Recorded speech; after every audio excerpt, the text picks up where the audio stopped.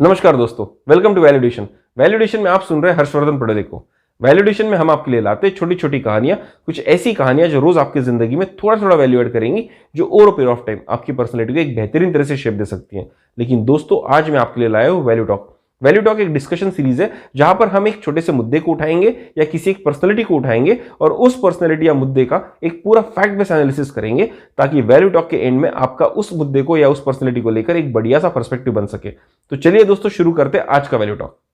दोस्तों, आज का वैल्यू टॉक शुरू करने से पहले मैं आपसे एक छोटा सा प्रश्न पूछना चाहूंगा। अगर आपके पिताजी इस देश के मशहूर वकीलों में से एक है, आपके घर में धन की संपत्ति की कोई कमी नहीं है, आप कैम्ब्रिज समान कॉलेज से पढ़े लिखे हैं, तो दोस्तों क्या आप अपनी जिंदगी के 9 साल जेल में बिताना पसंद करेंगे? क्या आप एक ऐसे आदमी को फॉलो करना पसंद करेंगे जो आपको बदले में कुछ भी नहीं दे सकता, लेकिन उस आदमी के रास्ते पर चलने से आपको पुलिस के डंडे खाने पड़ सकते हैं, आपको जेल जाने पड़ सकते हैं, और ऐसा करते वक्त आप पुलिस को रिटेलिएट भी नहीं कर सकते, और उस आदमी के रास्ते पर चलते वक्त शायद आपको आपकी पूरी जिंदगी देश के नाम कुर्बान कर देनी पड़ेगी ताकि देश को आजादी मिल सके? और ये सब तब जब आपके पास ऑप्शन है एक आलीशान जिंदगी जीने का। दोस्तों, गिवन अ चॉइस 99% लोग ऐसा ऑप्शन नहीं चूज करेंगे, लेकिन दुनिया में ऐसे 1% लोग हैं जो इस तरह का ऑप्शन चूज करते हैं, और उन्हीं में से एक है पंडित जवाहरलाल नेहरू। दोस्तों, पंडित जवाहरलाल नेहरू का जन्म हुआ था 14 नवंबर 1889 को। उनके पिताजी मोतीलाल नेहरू इस देश के नामी वकीलों में से एक थे, और उनके घर में धन संपत्ति की कोई कमी नहीं थी। जवाहरलाल नेहरू अगर चाहते तो अपनी जिंदगी बड़े आलीशान तरह से बिता सकते थे, अपनी वकालत करते करते खुद को बहुत आगे ले जा सकते थे, लेकिन उन्होंने पूरी जिंदगी देश के नाम कर दी ताकि देश को आजादी मिल सके। और आजादी मिल जाने के बाद उन्होंने देश को एक ऐसी लीडरशिप दी जो शायद आने वाले इतिहास के पन्नों में अपना नाम दर्ज करने वाली थी। पंडित जवाहरलाल नेहरू इस देश के पहले प्रधानमंत्री थे और पूरे 17 साल तक उस देश के प्रधानमंत्री बने रहे। दोस्तों, जिस आदमी को इस देश की जनता ने 17 साल तक प्रधानमंत्री इलेक्ट किया, जिसकी पार्टी को कॉन्सिक्यूटिवली 3 इलेक्शन में फुल मेजॉरिटी देश की जनता ने दी, आज मैं देखता हूं कि जब भी उस आदमी का डिस्कशन निकलता है तो लोग सिर्फ और सिर्फ उस आदमी पर कीचड़ उछालते हुए ही नजर आते हैं। दोस्तों, बैटमैन सीरीज की एक मूवी थी डार्क नाइट। डार्क नाइट का एक डायलॉग है, you either die a hero और live long enough to become a villain. और यह डायलॉग अगर इंडियन इतिहास में किसी एक व्यक्ति पर परफेक्टली सूट करता है तो वो है पंडित जवाहरलाल नेहरू। दोस्तों, इतिहास में ऐसे कई किरदार है जो चाहे दशकों पहले गुजर चुके हो, लेकिन इतिहास कभी उनको मरने नहीं देता। जब भी कोई भविष्य की डिबेट उठती है तो जिंदा कर दिया जाता है उनको और उनके किरदार को। दोस्तों, जब मैं देखता हूं कि लोग किसी के कंट्रीब्यूशन को पहचाने बगैर, किसी के कैरेक्टर को एनालाइज किए बगैर जब उन पर कीचड़ उछालता है, तो मुझे बहुत दुख होता है। दोस्तों, इंसान होने की एक बहुत महत्वपूर्ण शर्त है कि अगर आप इंसान हैं तो आपके हाथ से गलतियां होंगी, कुछ छोटी कुछ बड़ी, और इतिहास उन गलतियों को याद भी रखेगा, और फ्यूचर जनरेशंस का काम है उन गलतियों को समझे, उन गलतियों से कुछ सीखे, ताकि अपने भविष्य को और सुनहरा कर सके। दोस्तों, आज के वैल्यू टॉक में मैं आपके लिए लाया एक दृष्टिकोण पंडित जवाहरलाल नेहरू के कॉन्ट्रीब्यूशंस पर, उनकी गलतियों पर, और उम्मीद करता हूं कि इस वैल्यू टॉक के खत्म होते तक मैं आपके सामने पेश कर सकूं एक फैक्ट बेस्ड एनालिसिस, एक ऐसा दृष्टिकोण जो शायद पंडित जवाहरलाल नेहरू को समझने में आपकी मदद कर सकता है। तो चलिए शुरू करते हैं आज का value talk on the longest serving prime minister of India, on Jawaharlal Nehru. दोस्तों, आज के इस वैल्यू टॉक में हम पंडित जवाहरलाल नेहरू की बायोग्राफी डिस्कस नहीं करने वाले, बल्कि we will be discussing certain salient points which will throw light on the dark spots and the bright spot of his career and his contributions। और इसी वैल्यू टॉक में मैं आपके सामने पेश करता हूं मेरा पहला मुद्दा। मेरा पहला मुद्दा यह है कि इंडिया ओज is democratic credentials to Pandit Jawaharlal Nehru. अगर भारत आज एक लोकतांत्रिक देश है तो इसका पूरा पूरा क्रेडिट जाता है पंडित जवाहरलाल नेहरू को। दोस्तों, मैं आपके सामने एक छोटी सी तस्वीर रखना चाहूंगा 1947 के भारत की। अगर 1947 के भारत को आप चांद पे से देखते, एक दूरदृष्टि से देखते, तो आपको एक अखंड भारत नहीं दिखाई देता। आपको दिखाई देते कई सारे प्रोविंसेस, आपको दिखाई देते 500 से ज्यादा रियासतें जो खुद में आजाद रहना चाहती थी। वो तो भला हो कि हमारे पास सरदार पटेल समान नेता थे जिन्होंने होने नहीं दिया और एक अखंड भारत का निर्माण कर दिया। दोस्तों, 1947 का भारत बटा हुआ था धर्म के नाम पर, भाषा के नाम पर, जातियों के नाम पर। जगह जगह पर दंगे हो रहे थे जो इस दुनिया के इतिहास में अनप्रेसिडेंटेड थे। एजुकेशन के नाम पर हमारे पास था लिटरेसी रेट सिर्फ और सिर्फ 16% का। दोस्तों, उस समय के भारत में 4 ऐसी कंडीशंस थी जो एक परफेक्ट रेसिपी थी भारत में डिक्टेटरशिप को एस्टेब्लिश करने के लिए, और वो 4 कंडीशंस थी: ethnic and regional divide, poor economy, many political entities and mass uneducation. और दोस्तों, ऐसे हालात सिर्फ भारत में नहीं थे, ऐसे हालात 1940 से लेकर 1960 तक आजाद होने वाले हर एक देश में प्रिवेल करते थे।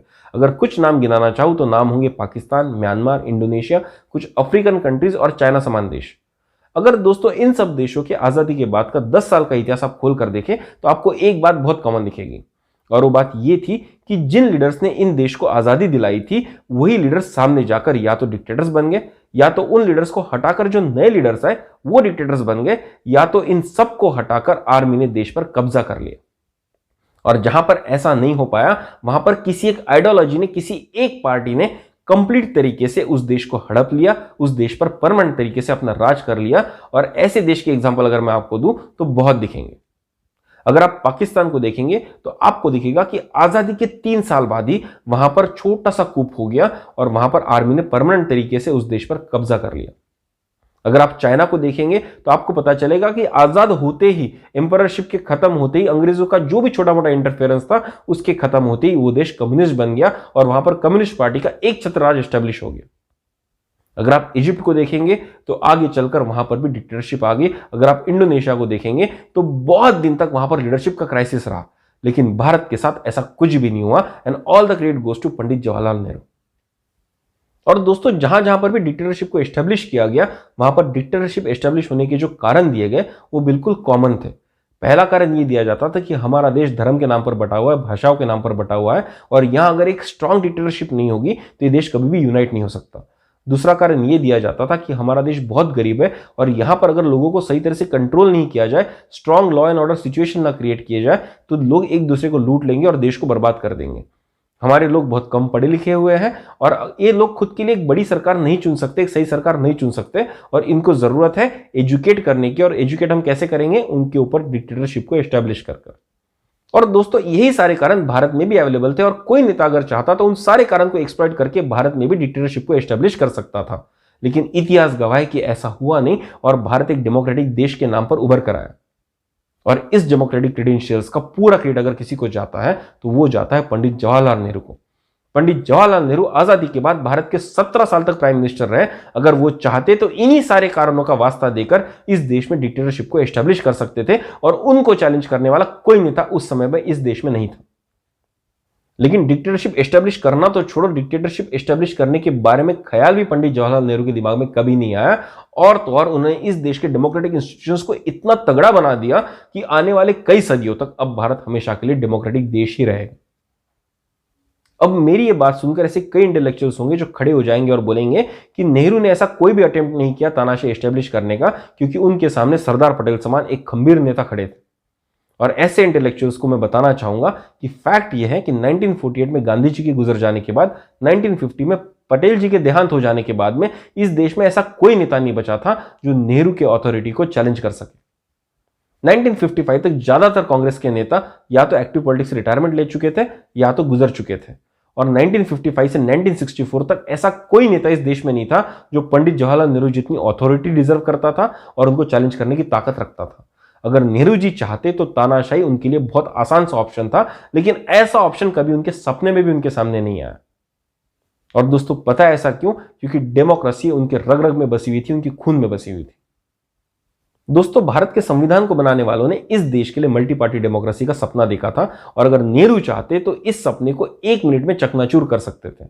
जिस तरह से चाइना में कम्युनिस्ट पार्टी का एक छत्र राज होता है, वहां पर कोई और दूसरी पार्टी खड़ी नहीं हो सकती, उसी तरह से अगर नेहरू चाहते तो कांग्रेस को भी सिंगल पार्टी इस देश में घोषित कर सकते थे और कोई और पार्टी इस देश में खड़ी नहीं हो सकती थी। लेकिन नेहरू ने क्या किया? नेहरू ने पूरी ईमानदारी के साथ हर 5 साल में चुनाव करवाए। 1952 में चुनाव करवाए, 1957 में चुनाव करवाए, 1962 में चुनाव करवाए और हर एक पार्टी को एनकरेज किया कि वो उस चुनाव में पार्टिसिपेट करे और लोगों से वोट मांगे। भले ही पार्लियामेंट में उनके सामने अपोजिशन कितनी ही कमजोर क्यों ना हो, उस अपोजिशन की वॉइस को उन्होंने हमेशा सुना, उनको एनकरेज किया कि वो गवर्नमेंट को क्रिटिसाइज करे, एक नया ओपिनियन दे जहां पर देश बेहतरीन तरह से आगे जा सके। दोस्तों 2022 के इस जमाने में टेक्नोलॉजी बहुत एडवांस हो चुकी है, सोशल मीडिया बहुत एडवांस हो चुका है और लोगों के पास प्रोटेस्ट करने के लिए हर वो रिसोर्स अवेलेबल है जो उनको शायद गवर्नमेंट के खिलाफ जाने के लिए जरूरी होंगे। लेकिन आज की इस हालत में भी चाइना समान देश में जी जिनपिंग जो है वो खुद को लाइफ लॉन्ग प्रेसिडेंट डिक्लेयर करवाने में सफल हो चुके हैं। और अब 1947 की उस कंडीशन को इमेजिन कीजिए, भारत में जब इकोनॉमिक कंडीशंस बहुत बुरी थी, गरीबी राज कर रही थी इस देश पर, इस देश में एजुकेशन बिल्कुल भी नहीं था और लोगों ने कभी भी डेमोक्रेसी का स्वाद नहीं चखा था। उस समय पर नेहरू क्या नहीं कर सकते थे? लेकिन नेहरू ने उस सिचुएशन को एक्सप्लॉइट ना करते हुए लोगों को एनेबल किया, इस देश की डेमोक्रेसी को एनेबल किया कि वो अपनी आवाज उठा सके, वोट दे सके, अपना लीडर खुद चुन सके। और नेहरू ने जो सबक इस देश की जनता को डेमोक्रेसी के बारे में दिए, वो सबक इतने कारीगर साबित हुए कि फ्यूचर में जाके उन्हीं की बेटी इंदिरा गांधी ने जब इस देश में तानाशाही लाने की कोशिश की, इमरजेंसी डिक्लेयर करने की कोशिश की, तब लोगों ने उस चीज को बहुत जोरदार तरह से विरोध किया और इंदिरा गांधी को मजबूर कर दिया कि वो अपनी सत्ता को छोड़े और वापस डेमोक्रेटिक इलेक्शंस कराए और उस इलेक्शन में लोगों के सामने हाथ फैलाकर वोट की भीख मांगे। दोस्तों, ये देश अगर इंदिरा गांधी को अपने घुटनों पर लाने में सफल रहा है तो पूरी की पूरी क्रेडिट जाती है सिर्फ और सिर्फ पंडित जवाहरलाल नेहरू को, जिन्होंने इस देश को सिखाया 17 साल के अपने राज में कि देश में डेमोक्रेसी कैसे आ सकती है, डेमोक्रेसी कैसे एनेबल की जा सकती है। वो जो 17 साल का उनके राज के अंदर भारत ने डेमोक्रेसी का सबक सीखा था, वो सबक भारत के लिए बहुत कारगर रहा आने वाले हर समय के लिए। दोस्तों, जैसे कि कहा जाता है कि बच्चा जब छोटा होता है तो उसको जो भी चीज दिखाई जाती है, जो भी चीज सिखाई जाती है, वही उसके कैरेक्टर का पार्ट बन जाता है, वो उसकी हैबिट्स बन जाती है। उसी तरह से पंडित जवाहरलाल नेहरू ने 17 साल इस देश को डेमोक्रेसी का सबक सिखाया, धीरे धीरे देश को रेडी किया मल्टी पार्टी डेमोक्रेसी के लिए। और आज अगर हम देख रहे हैं कि इस देश में अलग अलग पार्टियां अलग अलग स्टेट्स में राज करती हैं, कोएलिशन सरकार बनती है, मल्टी पार्टी डेमोक्रेसी इस कंट्री में थ्रॉन्ग कर रही है, प्रिवेल कर रही है, तो उसका क्रेडिट भी दिया जाना चाहिए पंडित जवाहरलाल नेहरू को, जिन्होंने डेमोक्रेसी को चूज किया, तानाशाही को चूज नहीं किया। और दोस्तों, यही मैं मानता हूं नेहरू का सबसे बड़ा कंट्रीब्यूशन कि उन्होंने इस देश को सिखाया कि डेमोक्रेसी होती क्या है और डेमोक्रेसी को प्रैक्टिस में लाया कैसे जाता है। और इस डेमोक्रेटिक ट्रेडिशन को फॉलो करवाने के लिए, इस डेमोक्रेटिक ट्रेडिशन को एस्टेब्लिश करवाने के लिए मैं जवाहरलाल नेहरू को शत नमन करता हूं। और दोस्तों, इसी डेमोक्रेटिक ट्रेडिशन की डिस्कशन को आगे बढ़ाते हुए मैं आपके सामने रखता हूं मेरा दूसरा मुद्दा। दोस्तों, मेरा दूसरा मुद्दा है कि Pandit Jawaharlal Nehru kept the opposition alive. दोस्तों, आज के मॉडर्न जमाने में भी जहां पर डेमोक्रेसी का बोलबाला है, इस देश को फिर से सिखाने की जरूरत नहीं कि डेमोक्रेसी होती क्या है, वहां पर भी हम एक बात देखते हैं कि जो रूलिंग पार्टी होती है या जो रूलिंग कोएलिशन होता है, उसकी पूरी कोशिश रहती है कि अपोजिशन को दबा दिया जाए, अपोजिशन की आवाज को दबा दिया जाए। जहां पर भी उनको मौका मिलता है कि अपोजिशन को लीडर ऑफ द अपोजिशन का टैग डिनाई कर दिया जाए, वहां पर जरूर डिनाई कर दिया जाता है। ना रहेगा अपोजिशन, ना रहेगा आपके रूल को चैलेंज।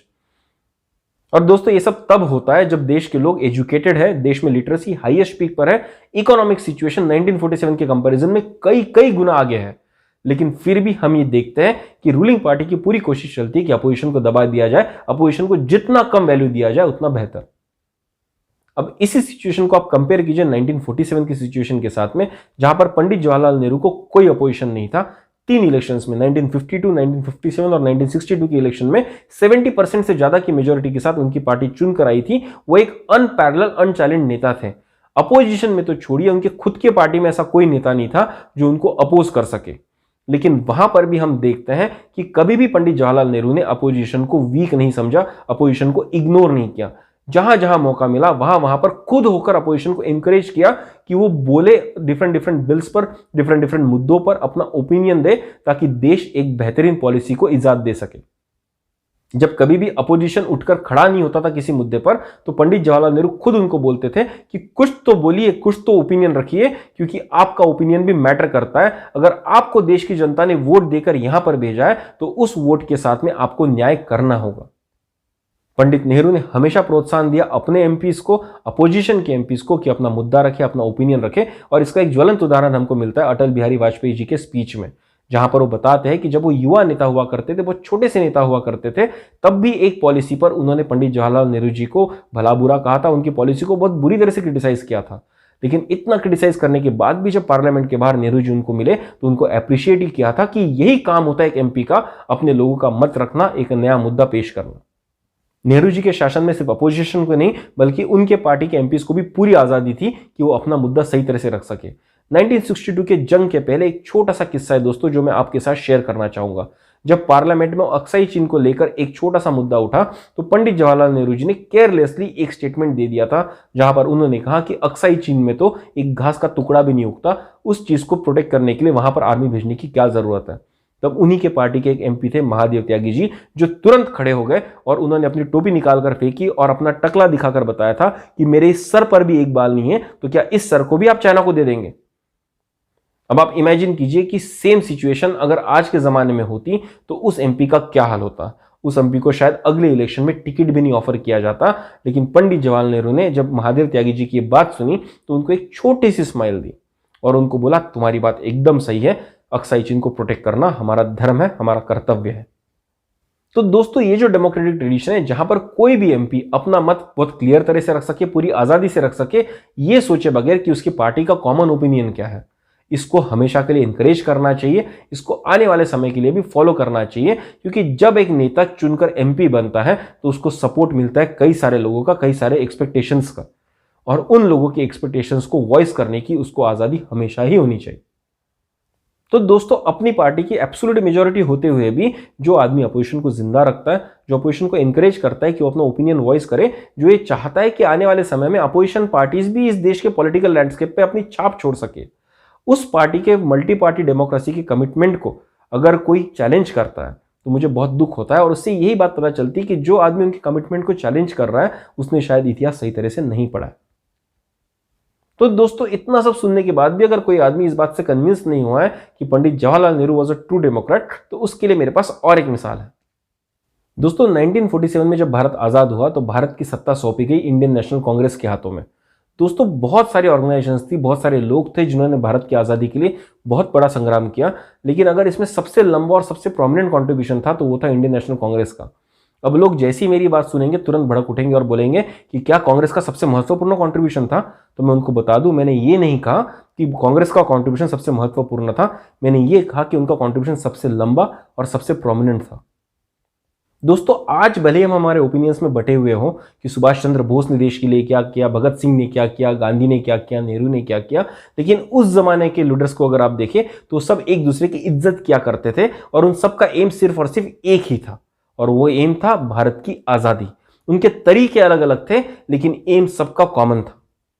जहां पर रिवॉल्यूशनरीज की चिंगारियां उठती बुझती रहती थी, जहां पर सुभाष चंद्र बोस समान लीडर्स का प्लान बहुत लॉन्ग टर्म प्लान था, बहुत एग्रेसिव प्लान था, वहीं पर कांग्रेस ने 1885 से लेकर 1947 तक आजादी के उस फ्रीडम स्ट्रगल को एक अच्छी सी कंटिन्यूटी दी थी। और उसका फायदा यह हुआ था कि जब भी भगत सिंह अपना कुछ प्रोटेस्ट करते थे या जब भी सुभाष चंद्र बोस ने एक अच्छी आइडियोलॉजी लाकर कुछ नई सोच के साथ कुछ करने की कोशिश की थी, तो वो मैसेज जनता तक पहुंच सकता था। भारत के कोने कोने में जो रहने वाला आम आदमी है उस तक वो मैसेज पहुंच सकता था, क्योंकि कांग्रेस का उतना बड़ा नेटवर्क था, फ्रीडम फाइटर्स का उतना बड़ा नेटवर्क था। और क्योंकि कांग्रेस ने एक बहुत लंबे समय तक रेजिलियंस दिखाया था, 1885 से लेकर 1947 तक कंटिन्यूटी दिखाई थी, और उनका एक ऑर्गेनाइजेशनल नेटवर्क था जो भारत के गांव-गांव तक मैसेज पहुंचाने की ताकत रखता था, गांव-गांव तक पॉलिसीज पहुंचाने की ताकत रखता था।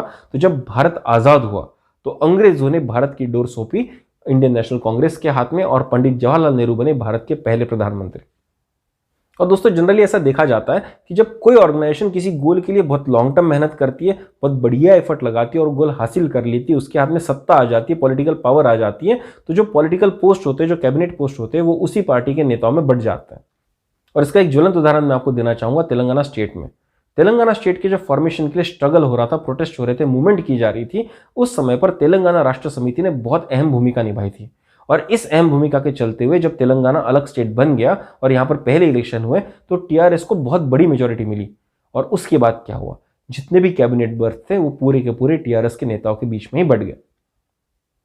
और दोस्तों ये कोई गलत चीज नहीं है, बहुत कॉमन फिनोमेना है, क्योंकि एक पार्टी जब इलेक्शन लड़ती है, एक पार्टी जब सत्ता में आती है तो एक विजन को लेकर आती है, और वो विजन उसके नेताओं को बहुत अच्छे तरह से पता होता है कि पार्टी क्या करना चाहती है, और इसीलिए उसी पार्टी के लोगों को बर्थ दिए जाते हैं, कैबिनेट पोस्ट दी जाती है, ताकि उन पॉलिसीज को इंप्लीमेंट कर सके, उसकी पार्टी के विजन को फ्रूटफुल बना सके। और दोस्तों इसी लॉजिक के साथ में हम एनालाइज करने की कोशिश करते हैं 1947 में कांग्रेस की परिस्थिति को। 1885 से लेकर 1947 तक कांग्रेस ने आज़ादी के स्ट्रगल को बहुत बड़ी कंटिन्यूटी दी थी, बहुत लॉन्ग टर्म तक उन्होंने उस स्ट्रगल को जिंदा रखा हुआ था। और जब 1947 में उनके हाथ में सत्ता आई तो ये बहुत लाजमी था कि कांग्रेसियों के बीच में ही कैबिनेट बर्थ को बांटा जाए। और दोस्तों बड़े लोगों की एक बड़ी खासियत होती है कि जो कॉमन तरीके होते हैं, बड़े लोग कभी भी कॉमन तरीकों को नहीं अपनाते, वो कुछ ऐसा अनकॉमन काम कर जाते हैं जो आने वाले जनरेशन के लिए एग्जाम्पल सेट कर जाता है। और दोस्तों ऐसा ही कुछ अनकॉमन काम किया था पंडित जवाहरलाल नेहरू ने, सरदार पटेल ने, जब उन्होंने देश की पहली कैबिनेट को स्थापित किया। तो दोस्तों जब सरदार पटेल और पंडित नेहरू ने भारत का पहला कैबिनेट फॉर्म करने की कोशिश की तो उन्होंने आइडेंटिफाई करने की कोशिश की सबसे रेयर टैलेंट, सबसे बढ़िया टैलेंट जो इस देश को सही लीडरशिप दे सके। और ये टैलेंट अगर अपोजिशन में है तो उन्होंने उसको भी इन्वाइट किया।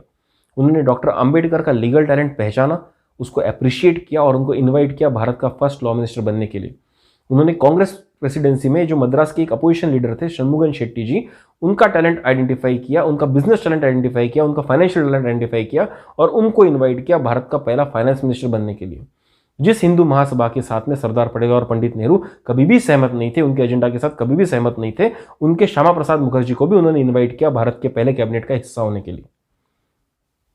और दोस्तों, ये दुनिया के इतिहास में पहली बार और एकलौती बार हुआ था कि रूलिंग पार्टी के मेंबर्स ने अपोजिशन के लीडर्स को कैबिनेट का हिस्सा बनाया था, उनका टैलेंट यूज किया था देश को आगे ले जाने के लिए, देश को सही लीडरशिप देने के लिए। और अगर ये काम कोई कर सकता था तो सरदार पटेल और पंडित नेहरू समान लोग ही कर सकते थे, और इसी चीज के लिए मैं उनको बहुत अनकॉमन लीडर्स मानता हूं। और दोस्तों, पंडित नेहरू ने तब किया था जब भारत के एकलौते करिश्मेटिक लीडर होने का खिताब उनके पास था। तो दोस्तों, जब सरदार पटेल और नेहरू की बात साथ में आई गई है तो यहां पर एक और कंट्रोवर्सी का मैं मेंशन करना चाहूंगा। एक कंट्रोवर्सी है जो कहती है कि अगर भारत के पहले प्रधानमंत्री पंडित नेहरू ना होते हुए सरदार पटेल होते तो आज देश की दशा और दिशा बहुत अलग दिशा में होती। जो भी इस कंट्रोवर्सी में बिलीव करते हैं, मैं उनके लिए कुछ फैक्ट्स पेश करना चाहता हूं। पहला फैक्ट तो यह है कि 1947 में अगर किन्हीं दो लीडर्स में यह पोटेंशियल था कि वो देश के प्राइम मिनिस्टर बन सकते थे तो वो थे सरदार पटेल और पंडित नेहरू। और दोस्तों, ये फैक्ट है कि सरदार पटेल को कांग्रेस की सारी प्रदेश कमेटियों की तरफ से सबसे ज्यादा वोट मिले हुए थे, लेकिन गांधी जी के आग्रह पर उन्होंने अपना नॉमिनेशन पीछे ले लिया और भारत के पहले प्रधानमंत्री बने जवाहरलाल नेहरू। अब दूसरा फैक्ट यह है कि जब पंडित जवाहरलाल नेहरू भारत के पहले प्रधानमंत्री बने तो भारत के पहले डिप्टी प्राइम मिनिस्टर बने सरदार पटेल। तीसरा फैक्ट यह है कि जब कैबिनेट में काम का डिस्ट्रीब्यूशन हुआ तो सरदार पटेल ने जिम्मेदारी उठाई देश को इंटीग्रेट करने की। भारत के जो छोटे छोटे 500 किंगडम्स थे उन सबको उन्होंने भारत में एसिमिलेट करवा दिया और एक अखंड भारत का निर्माण किया। उसी टाइम पर पंडित जवाहरलाल नेहरू ने जिम्मा उठाया फॉरेन रिलेशंस का, इकोनॉमिक डेवलपमेंट का, और दोनों ने ही अपनी रिस्पॉन्सिबिलिटीज को बहुत बखूबी तरह से निभाया। चौथा फैक्ट यह है कि 1950 में सरदार पटेल का देहांत हो गया था और जो भी 2.5-3 साल इन दोनों नेताओं ने साथ में गवर्नमेंट में काम किया था, उस पूरे गवर्नेंस टेन्योर में सिर्फ एक धब्बा उन दोनों के ऊपर लगा था और वो था कश्मीर सिचुएशन को मिसहैंडल करने का। और यहां पर ज्यादा दोष दिया जाता है पंडित जवाहरलाल नेहरू को, जो बहुत हद तक सही भी है, और इस इशू को, कश्मीर इशू को, हम डिटेल में बाद में स्टडी भी करेंगे। पांचवा फैक्ट यह है कि अगर कश्मीर मुद्दे को छोड़ दिया जाए तो ऐसा दूसरा कोई मुद्दा नहीं था जहां पर इन दोनों के दो डिफरेंट ओपिनियन थे। अगर आप इकोनॉमिक पॉलिसी को ले, फॉरेन रिलेशंस को ले, अगर आप देश के इंटीग्रेशन की पॉलिसी को ले, तो दोनों एक दूसरे के मत के साथ सहमत थे, दोनों इंडिपेंडेंटली काम भी कर रहे थे और दोनों दूसरे के काम से खुश भी थे। तो अगर कश्मीर मुद्दे को छोड़ दिया जाए तो मुझे नहीं लगता कि अगर सरदार पटेल देश के प्राइम मिनिस्टर बन जाते तो पॉलिसीज में कोई डिफरेंस आता, पॉलिसीज में कोई बहुत बड़ा बदलाव आता। और छठा और बहुत इंपॉर्टेंट फैक्ट ये भी है कि 1950 में सरदार पटेल के देहांत के बाद में पंडित नेहरू के अलावा इस देश के पास में दूसरा और प्राइम मिनिस्टर कैंडिडेट था ही नहीं। अगर हम ये बात मान भी लेते हैं कि सरदार पटेल इस देश के पहले प्रधानमंत्री बनते तो 2.5-3 साल के गवर्नेंस के बाद में, उनकी मृत्यु के बाद में, पंडित नेहरू ही इस देश के प्राइम मिनिस्टर बनते और 1964 तक वो शासन भी करते। तो अगर कोई ऐसी पॉलिसी होती जिससे पंडित नेहरू और सरदार पटेल असहमत होते, एक दूसरे का उनका डिफरेंस ऑफ ओपिनियन होता, तो जब पंडित नेहरू प्राइम मिनिस्टर बनते तो शायद अपनी पॉलिसियां लगाते, उन सब पॉलिसीज को रिवर्स भी कर देते। तो दोस्तों, अगर सरदार पटेल देश के पहले प्रधानमंत्री बन भी जाते तो शायद ही कुछ पॉलिसीज में चेंज आता, क्योंकि ये दोनों अपनी अपनी पॉलिसीज के साथ में सहमत थे। इन दोनों का कश्मीर इशू को छोड़ के हर इशू पर एक कॉमन मत हुआ करता था। और सरदार पटेल के जाने के बाद तो प्राइम मिनिस्टर बनना था पंडित नेहरू को ही, तो उनके जाने के बाद अगर कुछ पॉलिसीज पे इनका डिफरेंस होता भी तो पॉलिसीज वही प्रिवेल करती जो पंडित नेहरू चाहते।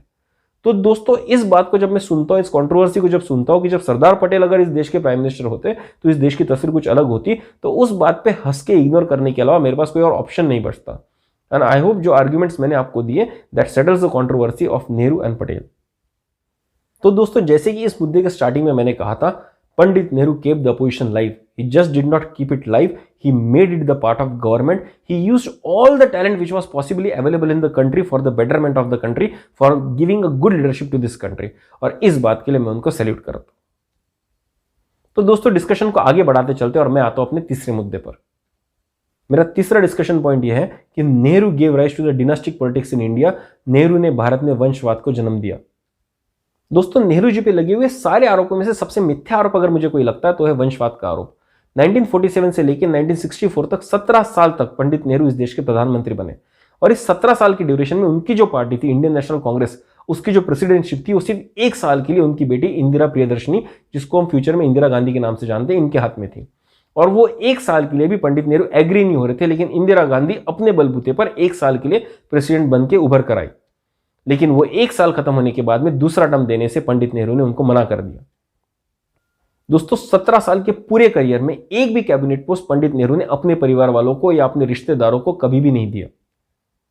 उनके पूरे रिलेटिव्स में से सिर्फ उनकी एक बहन थी विजया लक्ष्मी पंडित, जो यूनाइटेड नेशंस जनरल असेंबली में अपना ब्यूरोक्रेसी में करियर कर रही थी और वहां पर यूनाइटेड नेशन जनरल असेंबली की वो प्रेसिडेंट भी बनी।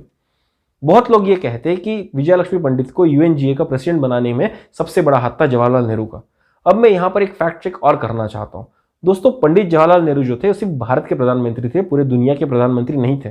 और 1947 में भारत जो था एक बहुत पिछड़ा हुआ देश था, जिसकी कोई इकोनॉमिक पावर नहीं थी, जिसकी कोई मिलिट्री पावर नहीं थी। तो आपको क्या लगता है कि एक पिछड़े हुए देश की जिसकी कोई इकोनॉमिक मिलिट्री स्टैंडिंग नहीं है, उसकी बात यूनाइटेड नेशंस मान लेगा?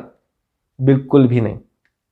तो विजया लक्ष्मी पंडित अगर यूनाइटेड नेशन जनरल असेंबली की प्रेसिडेंट चुन कर आई थी तो सिर्फ और सिर्फ अपने बलबूते पर। तो दोस्तों वंशवाद तो छोड़ो, नेहरू जी के ऊपर नेपोटिज्म का छोटा सा दाग भी नहीं लगाया जा सकता। इतना क्लियर कैरेक्टर उनका रहा है, इतना क्लियर करियर उनका रहा है। और दोस्तों इतिहास गवाह है कि 1964 में जब पंडित नेहरू का देहांत हो गया तो उनके बाद में उनकी बेटी इंदिरा गांधी प्राइम मिनिस्टर नहीं बनी। भारत के अगले प्राइम मिनिस्टर बने लाल बहादुर शास्त्री, जिनको कांग्रेस कोर कमेटी ने इलेक्ट किया था प्राइम मिनिस्टर पोस्ट के लिए। आने वाले भविष्य में इंदिरा गांधी का जो भी राइज था उनका अपने बलबूते पर था, ना कि नेहरू के लीगेसी पर। तो दोस्तों पंडित नेहरू ने ना सिर्फ खुद को भारत का डिक्टेटर बनने से रोका, बल्कि he insured that his legacy is not questioned in the names of dynastic politics by keeping Indira away from the politics as much as possible. एक अमेरिकन पत्रकार था जिनका नाम था नॉर्मन कजिन्स। उन्होंने जब पंडित नेहरू का इंटरव्यू लिया था तो उन्होंने पंडित नेहरू को एक क्वेश्चन पूछा था कि what do you see as your legacy contribution to India. तो उन्होंने हंसते हुए कहा था, I see 400 million people capable of choosing their own leader. जहां पर भारत में बहुत सारे लोग यह सवाल उठाते थे कि नेहरू के जाने के बाद में कौन होगा, वहां पर दुनिया यह सवाल उठाती थी कि नेहरू के जाने के बाद भारत का क्या होगा। और नेहरू जी का इस सवाल के लिए एक स्टैंडर्ड आंसर हुआ करता था कि मुझे पूरा भरोसा है कि 40 करोड़ लोग मिलकर, 40 करोड़ भारतीय मिलकर अपना नेता बहुत बेहतरीन तरह से चूज कर सकते हैं और अपने देश को आगे ले जाने की ताकत भी रखता है। तो दोस्तों यही वो भरोसा था एक डेमोक्रेटिक गुरु का अपनी जनता जैसे शिष्य के ऊपर, कि जो चाहता था, जो समझता था कि इस देश की जनता डेमोक्रेसी को समझती है, इस देश की जनता डेमोक्रेसी को आगे ले जाने में पूरी सक्षम है। तो दोस्तों एक बात तो है कि नेहरू जी के जाने के बाद में गांधी परिवार का जो भी पॉलिटिकल राइज इंडिया में हुआ है वो नेहरू जी की इच्छा से नहीं हुआ है, वो जनता की इच्छा से हुआ है। और जब जनता का उनसे मन भर गया तो जनता ने उनको पॉलिटिकल पावर से उतार भी दिया और एक नए आदमी को प्राइम मिनिस्टर बना भी दिया। तो दोस्तों नेहरू जी को हम गांधी परिवार के पॉलिटिक्स से जितना दूर रखें उतना ही बेहतर होगा और उन पर वंशवाद का आरोप ना लगाए, यही सही होगा। तो चलिए दोस्तों डिस्कशन को आगे बढ़ाते हैं और मैं आपके सामने रखता हूं मेरा चौथा मुद्दा। मेरा चौथा मुद्दा जो है एक क्वेश्चन के ऊपर रिवॉल्व करेगा और क्वेश्चन है, did Nehru socialist economic policy रूइन Indian economy. दोस्तों 1947 में प्रधानमंत्री बनने के बाद में पंडित नेहरू ने एक बहुत इंपॉर्टेंट फैसला लिया था और वो फैसला यह था कि भारत एक सोशलिस्ट इकोनॉमिक मॉडल फॉलो करेगा। अगर हम भविष्य की निगाह से इतिहास को देखेंगे तो आपको लगेगा कि एक बहुत ही बुरा फैसला था, क्योंकि जब तक हम सोशलिस्ट मॉडल को फॉलो कर रहे थे हमारा ग्रोथ रेट था 3 to 3.5%। तब दोस्तों मैं यहां पर एक चीज हाईलाइट करना चाहूंगा कि 1800 से लेकर 1947 तक जब हम अंग्रेजों के गुलाम थे तो हमारा ग्रोथ रेट क्या था, हमारे जीडीपी का ग्रोथ रेट था 0.55%। तो अगर हम 3-3.5% को अगर देखेंगे तो एक बहुत बड़ी बढ़ोतरी थी उस रेट के ऊपर जो अंग्रेज हमारे लिए छोड़ गए थे। तो दोस्तों अगर हम 1947 की कंडीशंस की बात करेंगे तो हमको एक बात पता चलेगी कि भारत में उस समय पर बहुत ज्यादा गरीबी हुआ करती थी। हमारे यहाँ की 80% population was below poverty line. और दोस्तों उस समय पर हमारा जो जीडीपी था वो था 2.71 लाख करोड़, जो दुनिया के जीडीपी का सिर्फ 3% हुआ करता था। तो ऐसी सिचुएशन में पंडित नेहरू ने भारत के लिए सोशलिस्ट इकोनॉमिक मॉडल ही क्यों चूज किया, इस बात पे अभी हम डिस्कशन करेंगे। दोस्तों यहां पर मैं किस्सा आपके साथ शेयर करना चाहूंगा। भारत को आजादी मिलने से पहले प्रिंस ऑफ वेल्स एक बार भारत आए थे। दोस्तों प्रिंस ऑफ वेल्स बेटे हुआ करते थे ब्रिटिश मोनार्क के। तो जब प्रिंस ऑफ वेल्स इंडिया आए गए थे तो उनको डिफरेंट इंफ्रास्ट्रक्चरल प्रोजेक्ट दिखाए गए थे, उनको बहुत सारे फोर्ट्स दिखाए गए थे, बहुत सारे किले दिखाए गए थे, बहुत बढ़िया बढ़िया बिल्डिंगें दिखाई गई थी। और जब उन्होंने ये सब चीजें देखा तो उन्होंने एक चीज बोली ब्यूरोक्रेट्स को कि मुझे समझ में नहीं आ रहा भारतवासी इतना हल्ला गुल्ला आजादी के लिए कर क्यों रहे, देखो हमने कितना कुछ इनके लिए बना के रखा है, इनको और क्या चाहिए। तो उनके साथ जो ब्यूरोक्रेट्स थे उन्होंने हंसते हुए उनको कहा था सेल्फ रिस्पेक्ट, स्वाभिमान। तो दोस्तों जब हमको आजादी मिली तो इकोनॉमिक प्रोग्रेस से भी बड़ा चैलेंज ये था कि यहाँ के देशवासियों को, भारत के देशवासियों को सेल्फ रिस्पेक्ट का, स्वाभिमान का अनुभव कैसे कराया जाए। दोस्तों भारत पूरे 200 साल तक अंग्रेजों का गुलाम रहा और जितने भी हिस्टोरियंस है, जितने भी इकोनॉमिस्ट है, बहुत पुख्ता तरह से बात को वेरीफाई करते हैं कि भारत की गुलामी का असली कारण था ब्रिटिश लोगों का इंपीरियलिस्टिक एटीट्यूड। और जितने भी इकोनॉमिस्ट हैं वो इस बात को भी वेरीफाई करते हैं कि इंपेरियलिज्म का मेन कॉज था ब्रिटिश लोगों का कैपिटलिस्टिक इकोनॉमिक मॉडल। दोस्तों जो पूंजीवादी लोग होते हैं उनको सिर्फ और सिर्फ प्रॉफिट चाहिए होता था, और जो 1700-1800 का जो समय था उस समय पर अगर आपको आपका प्रॉफिट बढ़ाना था तो उसका बेस्ट तरीका यह था कि आप दूसरे लैंड्स को कैप्चर कीजिए, दूसरे देशों को कैप्चर कीजिए, वहां के रिसोर्सेज को हड़पिए, लूटिए, वहां के लोगों को प्रताड़ित कीजिए, तभी आप अमीर बन सकते हैं। और जब ये कैपिटलिज्म बढ़ते गया तो बन गया इंपेरियलिज्म, और जब इंपेरियलिज्म बढ़ते गया तो भारत बन गया अंग्रेजों का गुलाम। तो दोस्तों आपको क्या लगता है, जो देश अंग्रेजों की गुलामी को 200 साल तक सहन करते रहा वो आजाद होने के बाद में अंग्रेजों का ही इकोनॉमिक मॉडल फॉलो करता? बिल्कुल भी नहीं। तो दोस्तों ये तो बात हुई कि हमने कैपिटलिस्ट मॉडल क्यों नहीं फॉलो किया, लेकिन हमने सोशलिस्ट मॉडल फॉलो क्यों किया, इसके लिए भी एक अलग डिस्कशन बनता है। तो दोस्तों जब भी हम खुद के लिए कुछ फाइनेंशियल डिसीजन लेने की कोशिश करते हैं तो हम क्या करते हैं, हम हमारे दोस्तों से विचार विमर्श करते हैं, देखते हैं कि क्या चीज हमारे दोस्तों के लिए काम आई है, और शायद वही चीज अगर हम हमारे लिए भी करेंगे तो हमारे लिए भी काम आएगी। तो दोस्तों अगर आप सर्च करें 1947 के टाइम पे कि अगर कैपिटलिज्म हमको अडॉप्ट नहीं करना था तो ऐसा कौन सा दूसरा इकोनॉमिक मॉडल था जो हम फॉलो कर सकते थे, तो उस टाइम पे एक और सक्सेसफुल मॉडल था, वो था कम्युनिस्ट सोशलिस्टिक मॉडल, जो रशिया ने इंप्लीमेंट किया था। और रशिया बहुत बेहतरीन स्पीड से बढ़ रहा था और रशिया भी एक सुपर पावर माना जाता था। तो अगर हमको कैपिटलिस्ट मॉडल फॉलो नहीं करना था तो बाय डिफॉल्ट अगर कोई सक्सेसफुल मॉडल हमको फॉलो करना था तो वो था सोशलिस्टिक मॉडल। इसलिए पंडित नेहरू ने सोशलिस्टिक मॉडल को अडॉप्ट किया। और दोस्तों मैं आपको बताना चाहूंगा, पंडित नेहरू रशिया विजिट कर चुके थे, उन्होंने सोशलिज्म को वर्क करते हुए देखा था, कम्युनिटी सेंटर्स को वर्क करते हुए देखा था। सोशलिज्म में सब लोग साथ में आते हैं और साथ में मिलकर देश को के रिसोर्सेज को पुल करते हैं, देश के रिसोर्सेज को यूटिलाइज करते हैं ताकि देश के काम आ सके। और ये उन्होंने वहां देखा था। सामने जाके भले ही रशिया टूट गया, सामने जाके भले ही सोशलिस्ट मॉडल एक बहुत बड़ा फेलियर माना गया, लेकिन उस जमाने में अगर आप देखें 1947 के टाइम में आप देखें तो socialistic model was a very hit model and it was worth कॉपिंग। तो क्योंकि नेहरू ने उसको एक्सपीरियंस किया था, नेहरू उसके बारे में पढ़ चुके थे, नेहरू उसके बारे में जानते थे, नेहरू ने सोशलिस्टिक मॉडल इंडिया के लिए अडॉप्ट किया। दोस्तों यहां पर कैपिटलिज्म को लेकर मैं एक और छोटा सा मुद्दा आपके सामने रखना चाहूंगा। अगर आप वर्ल्ड वॉर 1 और वर्ल्ड वॉर 2 को देखिए तो ये जंगें क्यों हुई? ये जंगें इसलिए हुई क्योंकि जर्मनी चाहता था ग्रोथ, जर्मनी चाहता था इंपीरियलिस्टिक एम्बिशंस को बढ़ाना। और इंपीरियलिस्टिक एम्बिशंस को बढ़ाना मतलब क्या? अपनी पूंजी को बढ़ाना, अपनी वेल्थ को बढ़ाना, वो भी तब जब आप दूसरे को परेशान करें, दूसरे देशों को कब्जा करें। तो जब हमारे फ्रीडम फाइटर्स इन दोनों जंगों को देख चुके थे जो कि आउटकम्स थे दो कैपिटलिस्ट ब्लॉक्स के इंपीरियल एम्बिशंस का, तो किस तरह से हम उस मॉडल को फॉलो करते हैं इंडियन इकोनॉमी के लिए। तो दोस्तों यहां पर एक और पॉइंट यह है कि कैपिटलिज्म को चलाने के लिए चाहिए होता कैपिटल, और जिस देश में 80% पॉपुलेशन पॉवर्टी लाइन के नीचे रह रही थी वहां पर कैपिटल आएगा कहां से? और जिन लोगों के पास थोड़ा बहुत कैपिटल था भी, उनके हाथ में अगर हम देश दे देते और वो भी वही मॉडल फॉलो करते जो इंग्लिश लोगों ने फॉलो किया था, अमेरिकन लोगों ने फॉलो किया था, तो इस देश की गुलामी अंग्रेजों से तो खत्म हो जाती, लेकिन हम शायद पूंजीवादियों के गुलाम बन जाते। तो उस पॉइंट ऑफ टाइम में अगर आप खुद को रखें, जब पंडित नेहरू ने सोशलिस्ट मॉडल अडॉप्ट करने का डिसीजन लिया था, तो उस पॉइंट ऑफ टाइम की कंडीशंस को देखकर आपको वो डिसीजन बहुत बेहतरीन लगेगा। और दोस्तों जैसे कि मैंने कहा कि अंग्रेजों के 150-200 साल के राज में हमारा ग्रोथ रेट था सिर्फ 0.55%, और वहां से अगर हम 3-3.5% की ग्रोथ से अगर बढ़ने लगे तो एक बहुत अच्छी शुरुआत थी। क्योंकि आप रेंगते हुए बच्चे से एक्सपेक्ट नहीं कर सकते कि तुरंत उठ के दौड़ने लग जाएगा, तो वो पहले धीरे धीरे सरकेगा, फिर चलेगा और फिर दौड़ेगा। तो उसी तरह से जहां पर हमारा ग्रोथ रेट था 0.55%, वहां से अगर हम अगले 40 साल तक 3-3.5% की ग्रोथ अगर हम हासिल कर पाए तो हमारे लिए बहुत अच्छी अचीवमेंट मानी जा सकती है। हाँ, ये वो अचीवमेंट नहीं है जो हम चाहते थे, बट ये अचीवमेंट उतनी बुरी भी नहीं थी। ये अचीवमेंट ने हमारा एक प्लेटफॉर्म सेट किया कि जब 1991 में हम लिबरलाइज हो सके तो हम 8%, 10%, 12% के रेट से ग्रो कर सके। तो बैकग्राउंड सेटिंग के पॉइंट ऑफ व्यू से, एक इंफ्रास्ट्रक्चर सेटिंग के पॉइंट ऑफ व्यू से, कैपेसिटी बिल्डिंग के पॉइंट ऑफ व्यू से अगर सोशलिस्ट मॉडल को देखा जाए तो ये बिल्कुल भी बुरा डिसीजन नहीं था।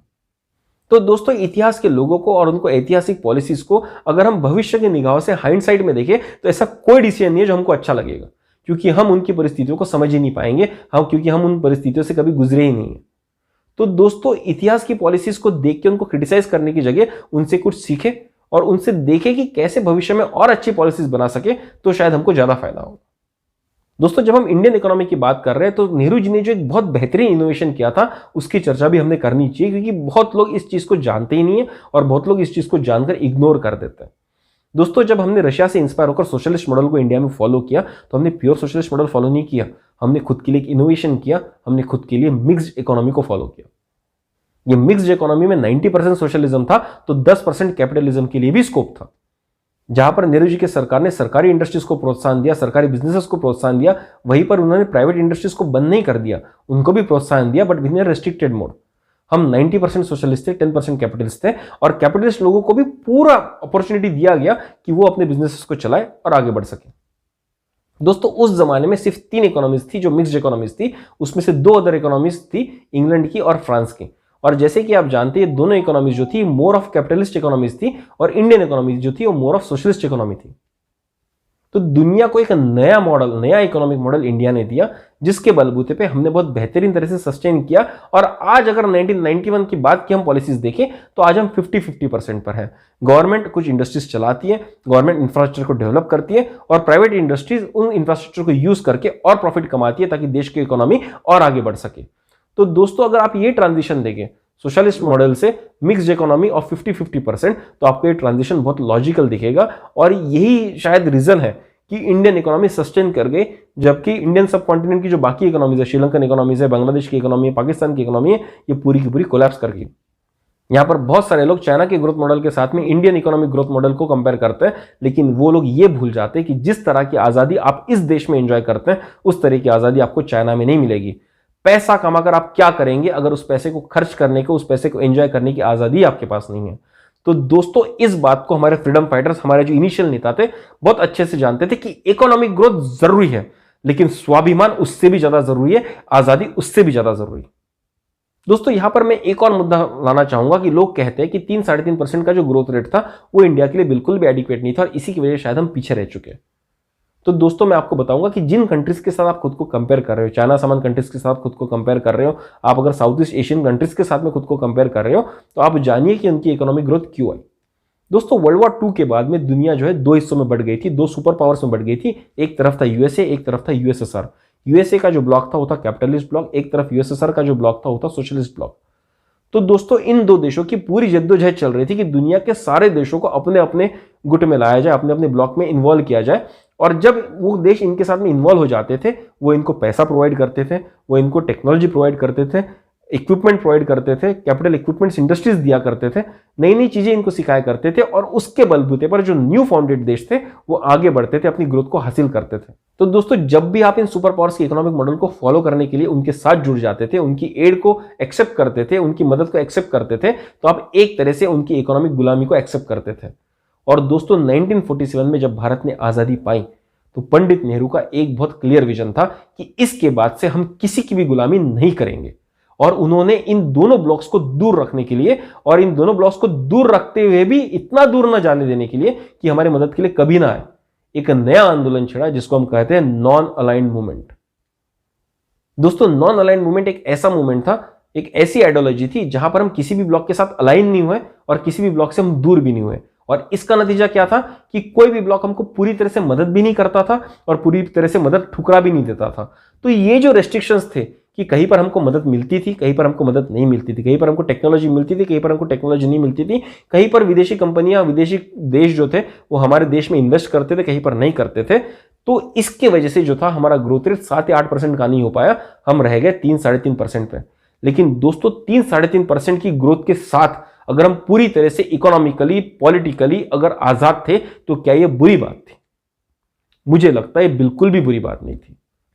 और दोस्तों पंडित नेहरू की और कांग्रेस पार्टी की उस टाइम की इन पॉलिसीज के वजह से हमको एक प्लेटफॉर्म मिला जहां पर हम एक कंफर्टेबल सिचुएशन में आए, जब 1991 में हमारे पास एक कैपिटलिस्टिक बेस रेडी था, हमारे पास इंफ्रास्ट्रक्चरल बेस रेडी था, हमारा देश कुछ तो प्रगति कर चुका था कि जहां पर हम जब बार्गेन करने के लिए होते हैं, जब हमने हमारी इकोनॉमी ओपन की, हमने जब विदेशी ताकतों के साथ में बार्गेन करना शुरू किया, तो हम बिल्कुल जमीन से बार्गेन नहीं कर रहे थे, हम एक प्लेटफॉर्म पे आकर बार्गेन कर रहे थे, जिसके वजह से हमको फिर से इकोनॉमिक गुलामी, हमको फिर से प्योर कैपिटलिज्म नहीं अडॉप्ट करना पड़ा। और आज जो हमारे देश का इकोनॉमिक मॉडल चल रहा है 50-50% मॉडल पे चल रहा है, जहां पर गवर्नमेंट पूरी तरह से सोवरेन है। हम ना इकोनॉमिक पॉलिसी के लिए किसी देश पर डिपेंडेंट है, ना हम इकोनॉमिक एड के लिए किसी देश पर डिपेंडेंट है। और वही आप पाकिस्तान की हालत देख लीजिए, जो इकोनॉमिक एड के लिए अमेरिका के साथ अलाइन हो गया, आज उसकी हालत क्या है? आज वो देश बैंकरप्सी के कगार पर है। वही आप वियतनाम की बात कर लीजिए, वही आप कोरिया की बात कर लीजिए। इन दोनों देशों में जब सुपर पावर झगड़ने लगे तो इन सब देशों के टुकड़े हो गए। वियतनाम 2 हिस्सों में बढ़ गया, कोरिया 2 हिस्सों में बढ़ गया।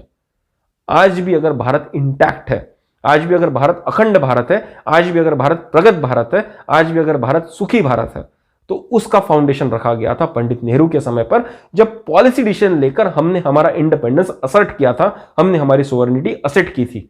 हमने ये डिसाइड किया था कि भले ही हम कम इकोनॉमिक ग्रोथ के साथ बढ़ेंगे, लेकिन हमारी आजादी किसी भी हालत में हम किसी और के हाथ में सरेंडर नहीं करेंगे। और ये जो करेज उन्होंने यूएसए के अगेंस्ट, यूएसएसआर के अगेंस्ट, सुपर पावर्स के अगेंस्ट वहां पर दिखाया था अपना इंडिपेंडेंस स्टांस रखने का, इस चीज के लिए मैं पंडित नेहरू को सैल्यूट करता हूं। और दोस्तों यहां पर जब हम नॉन अलाइंड मूवमेंट को डिस्कस कर रहे हैं तो मैं अपना 5वां मुद्दा रखना चाहूंगा। Nehru was a hardcore internationalist. He was the only politician of the time who had a true understanding of international relations for India. दोस्तों 1935 से लेकर 1947 के बीच में अगर कोई ऐसे नेता थे भारत में जिनको इंटरनेशनल रिलेशनशिप के बारे में, फॉरेन रिलेशनशिप के बारे में अगर कुछ भी ज्ञान था, तो सिर्फ 2 नेता थे। एक थे सुभाष चंद्र बोस और एक थे पंडित जवाहरलाल नेहरू। क्योंकि ये 2 नेता दुनिया घूमे हुए नेता थे, लोगों से मिले हुए नेता थे और इनको पता था कि इंटरनेशनल रिलेशनशिप किस तरह से वर्क करता है। सरदार पटेल एक बहुत बढ़िया नेता थे, लेकिन वो एक आंतरिक नेता थे। देश के अंदर क्या हो रहा है, देश के अंदर की सिचुएशन को अगर आंकने की बारी आती थी तो सरदार पटेल से अच्छे नेता नहीं थे। लेकिन सरदार पटेल बहुत घूमे हुए नेता नहीं थे, दुनिया देखे हुए नेता नहीं थे। लेकिन अगर फॉरेन रिलेशंस के बारे में किसको पता था तो वो थे सुभाष चंद्र बोस और पंडित जवाहरलाल नेहरू। क्योंकि ये 2 लीडर्स पूरी दुनिया घूमे हुए थे, बहुत सारे लीडर से मिले हुए थे, ये डिफरेंट आइडियोलॉजीज को समझते थे, डिफरेंट इकोनॉमिक मॉडल्स को समझते थे। और वही रीजन था कि शायद गांधी जी ने नेहरू को भी फेवर किया था प्राइम मिनिस्टर बनने के लिए। तो दोस्तों जैसे कि मैं आपको पहले कह रहा था, 1947 की सिचुएशन ऐसी थी कि वर्ल्ड 2 हिस्सों में बटा हुआ था और जितने भी देश आजाद हुए थे उनके सामने 2 ऑप्शंस थे, या तो यूएसए के साथ जुड़ जाए या तो यूएसएसआर के साथ जुड़ जाए। लेकिन दोस्तों जिस डायलेमा से हम गुजर रहे थे कि अगर हम किसी भी एक ब्लॉक के साथ जुड़ जाएंगे तो हम शायद इकोनॉमिक स्लेवरी को एक्सेप्ट करेंगे, ये डायलेमा सिर्फ भारत को ही नहीं था, घाना, इंडोनेशिया, इजिप्ट, युगोस्लाविया, ऐसी कई सारी कंट्रीज थी जो सेम डायलेमा से गुजर रही थी। तो दोस्तों उस टाइम के जो इंडिपेंडेंट नेशंस हुए थे, उनके जो लीडर्स थे, उनके सामने एक बहुत डायलेमा वाली कंडीशंस थी। क्योंकि अगर वो इन दोनों देशों को ठुकरा देते थे तो ये दोनों देश गुस्सा हो जाएंगे, अमेरिका और यूएसएसआर गुस्सा हो जाएंगे और शायद इनके ऊपर इकोनॉमिक सैंक्शंस लगा सकते थे, मिलिट्री सैंक्शंस लगा सकते थे, शायद मिलिट्रीली अटैक भी कर सकते थे। तो अपोज करना वॉज नो ऑप्शन और प्रिंसिपल वाइज देखा जाए तो उनके साथ अलाइन होना was also a no option. तो दोस्तों ऐसी सिचुएशन में जहां पर न्यूली इंडिपेंडेंट देशों के जो लीडर्स थे वो प्रेशराइज फील कर रहे थे, डायलेमा फील कर रहे थे, वहां पर पंडित जवाहरलाल नेहरू ने युगोस्लाविया, घाना, इंडोनेशिया, इजिप्ट जैसे देशों के लीडर्स के साथ में हाथ मिलाया और एक नया आंदोलन शुरू किया जिसको हम कहते हैं गुट निरपेक्ष आंदोलन, जिसको इंग्लिश में कहा जाएगा नॉन अलाइंड मूवमेंट। दोस्तों नॉन अलाइंड मूवमेंट की एक खासियत थी, नॉन अलाइंड मूवमेंट में कोई भी देश अकेला नहीं था, वो ग्रुप में वर्क कर रहे थे। और दोस्तों जैसे आप यूनाइटेड हो जाते हैं, जैसे आप ग्रुप में आ जाते हैं, आप भले ही कितने कमजोर क्यों ना हो, आपके पास एक इंट्रिंसिक ताकत आ जाती है दूसरे ग्रुप के साथ में लड़ने की। तो जैसे ही बहुत सारे नए नए देश साथ में आए और इन्होंने साथ में मिलकर डिक्लेयर किया कि हम किसी के भी साथ में अलाइन नहीं होंगे, हम नॉन अलाइंड रहेंगे, तो जो बड़े बड़े सुपर पावर्स थे वो सडनली कंफ्यूज हो गए, क्योंकि उन्होंने इस ऑप्शन के बारे में तो कभी सोचा ही नहीं था। अगर इंडिया यहां पर अकेला होता तो इंडिया के ऊपर शायद इकोनॉमिक सैंक्शंस लग जाते, मिलिट्री सैंक्शंस लग जाते, लेकिन क्योंकि इंडिया ने बहुत चालाकी से नेहरू जी के नेतृत्व में एक ग्रुप का फॉर्मेशन किया, तो सारे ग्रुप को एक साथ बॉयकॉट करना, एक साथ सैंक्शन करना इतना आसान नहीं था किसी भी सुपर पावर के लिए। तो दोस्तों इसका इंटरनेशनल पॉलिटिक्स में नतीजा क्या है? इसका नतीजा ये आया है कि दोनों ही सुपर पावर ना तो हमसे पूरी तरह से गुस्सा कर सकते थे, ना ही हमसे पूरी तरह से प्यार कर सकते थे। और हमारे लिए बेनिफिट ये था कि हम जब चाहे किसी भी देश की तरफ दोस्ती का हाथ बढ़ा सकते थे, उनकी मदद ले सकते थे। तो दोस्तों नॉन अलाइंड मूवमेंट ने हमको एक ऐसा हथियार दे दिया जहां पर हम सबके साथ दोस्ती रख सकते थे, जहां पर हम हमारा इंडिपेंडेंस स्टांस असर्ट कर सकते थे, जहां पर हम मुद्दों के बेसिस पर किसी का साथ दे सकते थे तो किसी का विरोध कर सकते थे, और दोनों ही सुपर पावर्स ना तो हमसे गुस्सा हो सकते थे, ना तो हमसे पूरी तरह से प्यार कर सकते थे।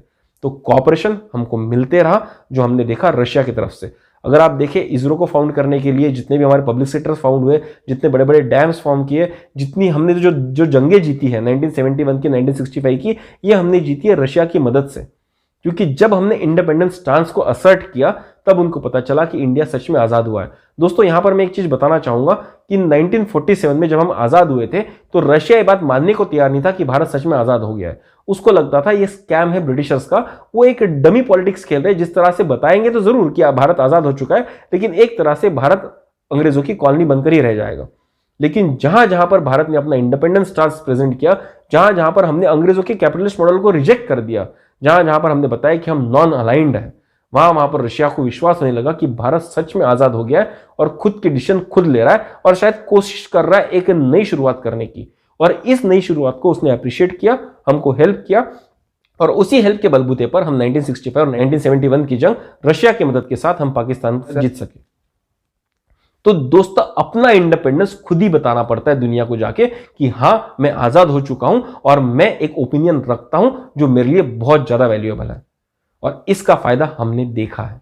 तो दोस्तों, बहुत सारे लोग जब ये कहते हैं कि नेहरू जी तो फॉरेन में घूमते रहते थे, अय्याशी करते थे, देश का पैसा उड़ाते थे और खुद फॉरेन घूम के आते थे, उन लोगों को शायद इंटरनेशनल रिलेशनशिप की कोई समझ ही नहीं है।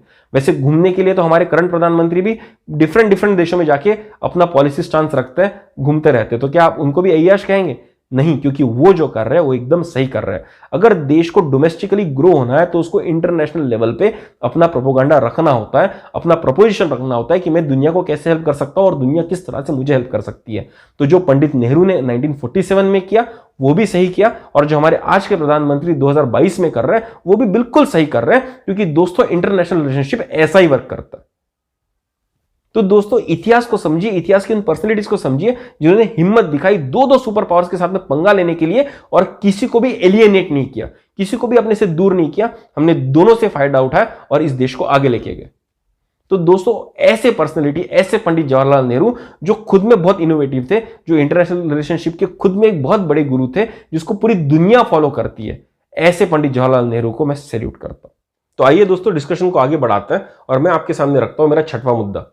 मेरा छठवां मुद्दा यह है कि Pandit Nehru always preferred institutions over individuals. दोस्तों, इंग्लैंड के एक प्राइम मिनिस्टर थे बेंजामिन डिज़रेली, उन्होंने एक बहुत बेहतरीन कोट कहा था। उन्होंने यह कहा था कि individuals can create communities but it is only the institutions that can create a nation. इसका मतलब यह होता है कि इंडिविजुअल चाहे तो अपने आसपास कम्युनिटी बना सकता है, एक सोशल गैदरिंग बना सकता है, लेकिन अगर आपको देश खड़ा करना है तो आपको संस्थाएं बनानी होंगी, कुछ ऐसी प्रोसेस बनानी होंगी जो इंडिविजुअल्स के जाने के बाद भी टिकी रह सके। दोस्तों, इंडियन डेमोक्रेसी के 3 मेन पिलर होता है।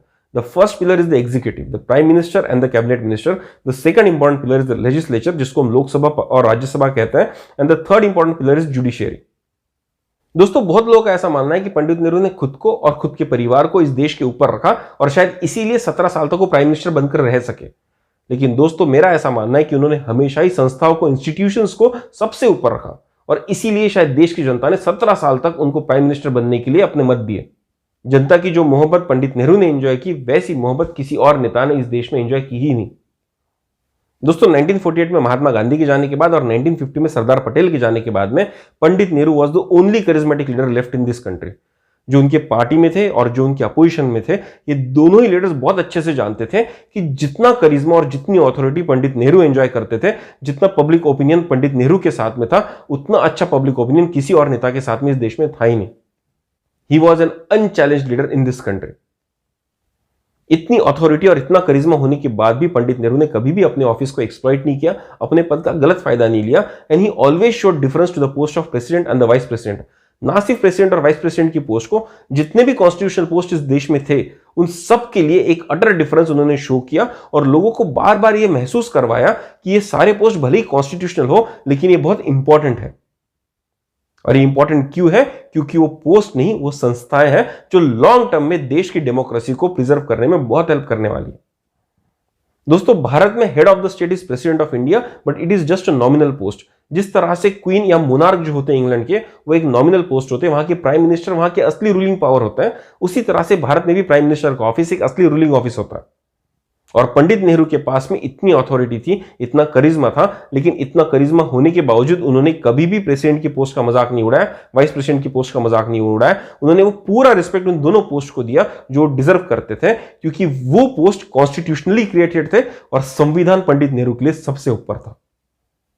दोस्तों, इस देश में अगर किसी को भी प्रेसिडेंट बनना है तो रूलिंग पार्टी के सपोर्ट के बिना नहीं बन सकता है। इसलिए जनरली जो भी आदमी प्रेसिडेंट बनकर आता है, उनकी एक एफिलिएशन होती है रूलिंग पार्टी के साथ में, एक इंडेटेडनेस होती है रूलिंग पार्टी के साथ में। लेकिन पंडित नेहरू ने हमेशा ही इस बात को असर्ट किया कि प्रेसिडेंट का पोस्ट एक इंडिपेंडेंट पोस्ट है। भले ही रूलिंग पार्टी की मदद से आप चुनकर आते हो, प्रेसिडेंट बनते हो, लेकिन एक बार जब आप प्रेसिडेंट बन जाते हो तो आपका कोई ऑब्लिगेशन नहीं रहता रूलिंग पार्टी की तरफ। और from the very first president he has made this clear. और जब तक वो जिंदा रहे तब तक हमेशा प्रेसिडेंट्स को यही बताते आए कि आप एक इंडिपेंडेंट ऑफिस है। अगर कोई बिल अगर मैं आपके पास भेज रहा हूं, कोई एक्ट अगर आपके पास आ रहा है, तो उसको आप इंडिपेंडेंटली स्क्रूटिनाइज कीजिए और उसके बाद ही उसको कंसेंट दीजिए। दोस्तों पंडित नेहरू ने रिस्पेक्ट दिखाया ना सिर्फ प्रेसिडेंट और वाइस प्रेसिडेंट की पोस्ट के लिए, बल्कि he had utmost respect for judiciary also. दोस्तों मैं आपके सामने यहाँ एक किस्सा शेयर करना चाहूंगा जिससे बहुत इंपॉर्टेंट सबक हम सीख सकते हैं। दोस्तों एक बार का किस्सा है कि एक प्रेस कॉन्फ्रेंस हो रही थी और वहां गलती से अनजाने में पंडित नेहरू ने एक हाई कोर्ट के जज के बारे में भला बुरा कह दिया था। शायद हो सकता है उनके कुछ डिफरेंस ऑफ ओपिनियन रहे होंगे किसी लॉ को लेके या किसी पर्टिकुलर केस को लेके, लेकिन उनके मुंह से उस जज के लिए कुछ भला बुरा निकल गया। लेकिन जैसे वो प्रेस कॉन्फ्रेंस खत्म हुई उनको अपनी गलती का एहसास हुआ और उन्होंने पहला काम यह किया कि उन्होंने खत लिखा उस हाईकोर्ट के जज को अपोलॉजी मांगते हुए। और सिर्फ यही पर नहीं रुके, उन्होंने एक और खत लिखा चीफ जस्टिस ऑफ इंडिया को और उनसे भी माफी मांगी क्योंकि उनके हाथ से जुडिशरी की इंस्टीट्यूशन की इंसल्ट हो चुकी थी। और पंडित नेहरू यही पर नहीं रुके, उन्होंने ओपन फोरम में पब्लिक के सामने दोनों खत को पेश कर दिया। और दोस्तों उन्होंने ऐसा क्यों किया? उन्होंने सिर्फ इसलिए किया क्योंकि दुनिया को बताना चाहते थे कि अगर डेमोक्रेसी को टिकना है तो हर इंस्टीट्यूशन को दूसरे इंस्टीट्यूशन की इज्जत करनी होगी। अगर पंडित नेहरू एग्जीक्यूटिव इंस्टीट्यूशन के पार्ट थे तो उनको इज्जत करनी होगी जुडिशियरी की, उनके ओपिनियन की, क्योंकि वो ओपिनियन भी मैटर करता है इस डेमोक्रेसी में। दोस्तों डेमोक्रेसी क्या है? Democracy is just the play of opinions. There are different opinions which compete together in a particular electoral scenario और इन जुडिशियल सिनारियो। आप कोर्ट में जाके उस चीज के बारे में झगड़ सकते हो, अपना मत वहां पर रख सकते हो, आप मीडिया में जाके अपना मत रख सकते हो और जो भी बेस्ट मत होगा, जिसको सबसे ज्यादा मेजोरिटी मिलेगी, उस मत को फॉलो किया जाएगा। यही है दोस्तों इंडियन डेमोक्रेसी। और पंडित नेहरू इस बात को बहुत अच्छे से जानते थे। तो जैसे उनको पता चला कि गलती से ही सही उन्होंने किसी हाईकोर्ट जज को इंसल्ट कर दिया है, उन्होंने उनसे अपॉलॉजी मांगी, चीफ जस्टिस ऑफ इंडिया से अपॉलॉजी मांगी और इन लेटर को पब्लिक फोरम में लाके साबित कर दिया कि वो इंस्टीट्यूशंस की कितनी इज्जत करते थे। दोस्तों अभी तक हमने देखा कि डेमोक्रेसी की जो 3 पिलर्स है उनमें से 2 पिलर की इज्जत पंडित नेहरू कैसे करते थे, और वो 2 पिलर कौन से थे? पहला था एग्जीक्यूटिव और दूसरा था जुडिशियरी। तो दोस्तों अभी हम देखेंगे कि जो हमारा तीसरा पिलर है डेमोक्रेसी का, the legislative wing, the parliamentary wing, उसकी इज्जत पंडित नेहरू कैसे करते थे। दोस्तों पंडित नेहरू 17 साल तक इस देश के प्राइम मिनिस्टर रहे और जब तक वो इस देश के प्राइम मिनिस्टर रहे तब तक ही इंश्योर्ड कि he attended each and every session of parliament. और वो अपने एमपीज को भी मैंडेटरी करते थे, इंकरेज करते थे कि वो आए और हर एक पार्लियामेंट्री सेशन को अटेंड करे। वो इंकरेज करते थे अपोजिशन के एमपीज को कि वो क्वेश्चन करे, वो इंकरेज करते थे अपने पार्टीज के एमपी को कि वो क्वेश्चन करे गवर्नमेंट को, गवर्नमेंट की फंक्शनिंग को। जब भी कोई ऐसा मुद्दा उठता जो उनके पोर्टफोलियो से रिलेटेड था, कुछ ऐसे गवर्नमेंट के फंक्शंस जो पंडित नेहरू ने अपने हाथ में रखे थे, जैसे कि atomic energy, foreign relations, science and development, अगर इनके ऊपर कोई भी क्वेश्चन उठता तो पंडित नेहरू खुद खड़े होकर उन क्वेश्चंस का जवाब देते। चाहे कोई ऐसा क्वेश्चन हो जिसका आंसर पंडित नेहरू के पास ना हो, चाहे कोई ऐसा क्वेश्चन हो जिसके वजह से पंडित नेहरू को एम्बेरसमेंट फील हो सके, ऐसा कोई भी क्वेश्चन अगर अपोजिशन उनकी तरफ बढ़ाता था तो पंडित नेहरू ने कभी भी ऐसे क्वेश्चन को डॉज नहीं किया, कभी भी ऐसे क्वेश्चन को इग्नोर नहीं किया। He tried to answer as much as possible, और अगर उनके पास आंसर नहीं होता तो प्रॉपर एक्शन लेते हैं ताकि अगली बार जब ये सेम मुद्दा उठे तो उनके पास सही आंसर हो। दोस्तों एक और किस्सा है, जब उनके जमाने में एक स्कैम हुआ था जिनको कहते हैं मुंद्रा स्कैम। और ये मुंद्रा स्कैम में उन्हीं के पार्टी के जो एमपी थे उन्होंने ही पंडित नेहरू को बहुत सारे क्वेश्चन पूछे थे, उस समय के फाइनेंस मिनिस्टर को बहुत सारे क्वेश्चन पूछे थे। और आप विश्वास नहीं करेंगे, उन्हीं के पार्टी के एमपीज ने जब क्वेश्चन उठाए तो उनके फाइनेंस मिनिस्टर को रिजाइन भी करना पड़ा था। दोस्तों क्या आज के डेमोक्रेसी में यह सिचुएशन पॉसिबल है? क्या आज के डेमोक्रेसी में रूलिंग पार्टीज के एमपी, रूलिंग पार्टीज के फाइनेंस मिनिस्टर को इस तरह के प्रश्न पूछ सकते हैं? लेकिन पंडित नेहरू के जमाने में यह बिल्कुल पॉसिबल था, because every MP was encourage to ask questions. और ऐसा पता है क्यों? क्योंकि उनका मानना था कि जो भी एमपी वहां पर आया है वो लोगों के मत लेकर आया, लोगों का ओपिनियन लेकर आया और लोगों का ओपिनियन पार्लियामेंट को सुनना ही होगा। दोस्तों ये जो ह्यूमिलिटी पंडित नेहरू शो करते थे वो इसलिए नहीं शो करते थे क्योंकि उनके अंदर कोई बड़प्पन की फीलिंग थी, वो इसलिए शो करते थे क्योंकि इंस्टीट्यूशन को सच में बड़ा मानते थे। वो जानते थे कि अगर डेमोक्रेसी को टिकना है, अगर इस देश को सक्षम होना है तो इसको अपनी इंस्टीट्यूशंस की इज्जत करनी होगी, अपनी इंस्टीट्यूशन को स्ट्रेंथन करना होगा। और ये स्ट्रेंथनिंग करेगा कौन? ये स्ट्रेंथनिंग उसी को करनी होगी जिसके पास सबसे ज्यादा पावर होती है। दोस्तों जब आपके हाथ में पावर होती है तो आपके पास एक रिस्पॉन्सिबिलिटी होती है, और वो रिस्पॉन्सिबिलिटी ये है कि आने वाले जनरेशंस के लिए आप स्ट्रक्चर्स इतने स्ट्रांग बनाए, इंस्टीट्यूशंस इतने स्ट्रांग बनाए ताकि आने वाले समय की जो डेमोक्रेसी है वो अपने आप में प्राइड फील कर सके, अपने आप को सेल्फ सस्टेन कर सके। दोस्तों जो इंसान 17 साल प्राइम मिनिस्टर रहने के बावजूद भी खुद को पार्लियामेंट से छोटा मानता था, प्रेसिडेंसी की पोस्ट से छोटा मानता था, जुडिशियरी से छोटा मानता था, वो खुद में कितना बड़ा इंसान होगा ये शायद ही बताने की जरूरत है। और उनके इसी बड़प्पन को, उनके इसी विचारधारा को मैं सैल्यूट करता हूं। तो चलिए दोस्तों डिस्कशन को आगे बढ़ाते हैं और मैं आपके सामने रखता हूं मेरा 7वां मुद्दा। दोस्तों मेरा 7वां मुद्दा जो है वो इस बात पे रिवॉल्व करेगा कि बहुत लोगों का ऐसा मानना है कि पंडित नेहरू जो थे वो बहुत अय्याश किस्म के आदमी थे और औरतों में रुचि रखने वाले आदमी थे। दोस्तों अभी जो तस्वीरें आपको दिख रही है, कुछ ऐसी तस्वीरें हमको दिखाई जाती है और ये बताने की कोशिश की जाती है कि पंडित नेहरू कितने अय्याश किस्म के आदमी थे, पंडित नेहरू कितने औरतों में रुचि रखने वाले आदमी थे। लेकिन जो भी लोग ऐसी बातें करते हैं उन लोगों के लिए मेरे पास एक सवाल है। दोस्तों क्या आप किसी ऐसे व्यक्ति को जानते हो जो बहुत अमीर हो, किसी इन्फ्लुएंशियल परिवार से बिलोंग करता हो और शायद 6-7 साल अमेरिका या यूरोप में रहकर आया हो? ऐसा अक्सर होता है कि हमारे फ्रेंड सर्कल में कोई ना कोई ऐसा व्यक्ति जरूर निकल कर आता है। दोस्तों आप ये भी मानते होंगे कि यूरोपियन और अमेरिकन कल्चर जो थोड़ा सा लिबरल है, वहां पर मर्द और औरत के बीच में इतने बड़े बैरियर नहीं है जितने हमारे देश में दिखते हैं। वहां पर सिगरेट पीना, दारू पीना इसको गलत बात नहीं मानता है। इनफैक्ट अगर आप इंडियन अपर क्लास ले तो यहां पर भी सिगरेट पीना, दारू पीना कोई गलत बात नहीं मानी जाती, इसको एक नॉर्मल सा रूटीन थिंग मानी जाती है। और अंग्रेजों के जमाने में तो सिगरेट पीना एक रॉयल्टी की निशानी मानी जाती थी, अमीरों वाली निशानी मानी जाती थी। तो दोस्तों पंडित नेहरू जो थे वो इसी क्लास से बिलोंग करते थे। उनके पिताजी बहुत अमीर थे, वो विदेश में रह कर आए थे, यूरोप में रह कर आए थे, अंग्रेजों के बीच रह कर आए थे और इसी वजह से उनकी थिंकिंग थोड़ी सी लिबरल हो चुकी थी। उनके लिए पब्लिक में सिगरेट पीना कोई गलत बात नहीं थी, उनके लिए बहुत आम सी बात थी और उस जमाने ये सब चीजें चलती भी थी। जब वो किसी भी सोशल गैदरिंग में औरतों से मिलते थे तो खुल के बात करते थे, क्योंकि उन्होंने यूरोप में देखा था कि लिबरल सोसाइटी में लोग औरतों को कितनी इज्जत देते हैं, कितना फ्रीडम देते हैं। और यहां जब वो इंडिया में देखते थे कि औरतों को आजादी नहीं है तो कोशिश करते थे कि औरतों को वो फ्रीडम महसूस कराया जाए, उनसे उतने खुलकर बात की जाए जितने फ्रीडम के वो हकदार है। इसका मतलब ये नहीं कि औरतों की इज्जत नहीं करते थे। दोस्तों इज्जत करना और फ्रीडम देना ये दोनों चीजें साथ में की जा सकती है और शायद आज के जमाने में हम इस बात को बहुत अच्छी तरह से मानते भी हैं।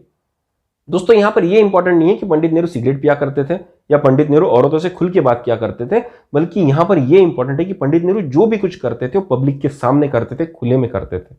ये जो भी तस्वीरें आपको दिखाई जा रही है वो इसीलिए दिखाना पॉसिबल है क्योंकि उन्होंने ये सब काम पब्लिक के सामने किया, कैमरे के सामने किया।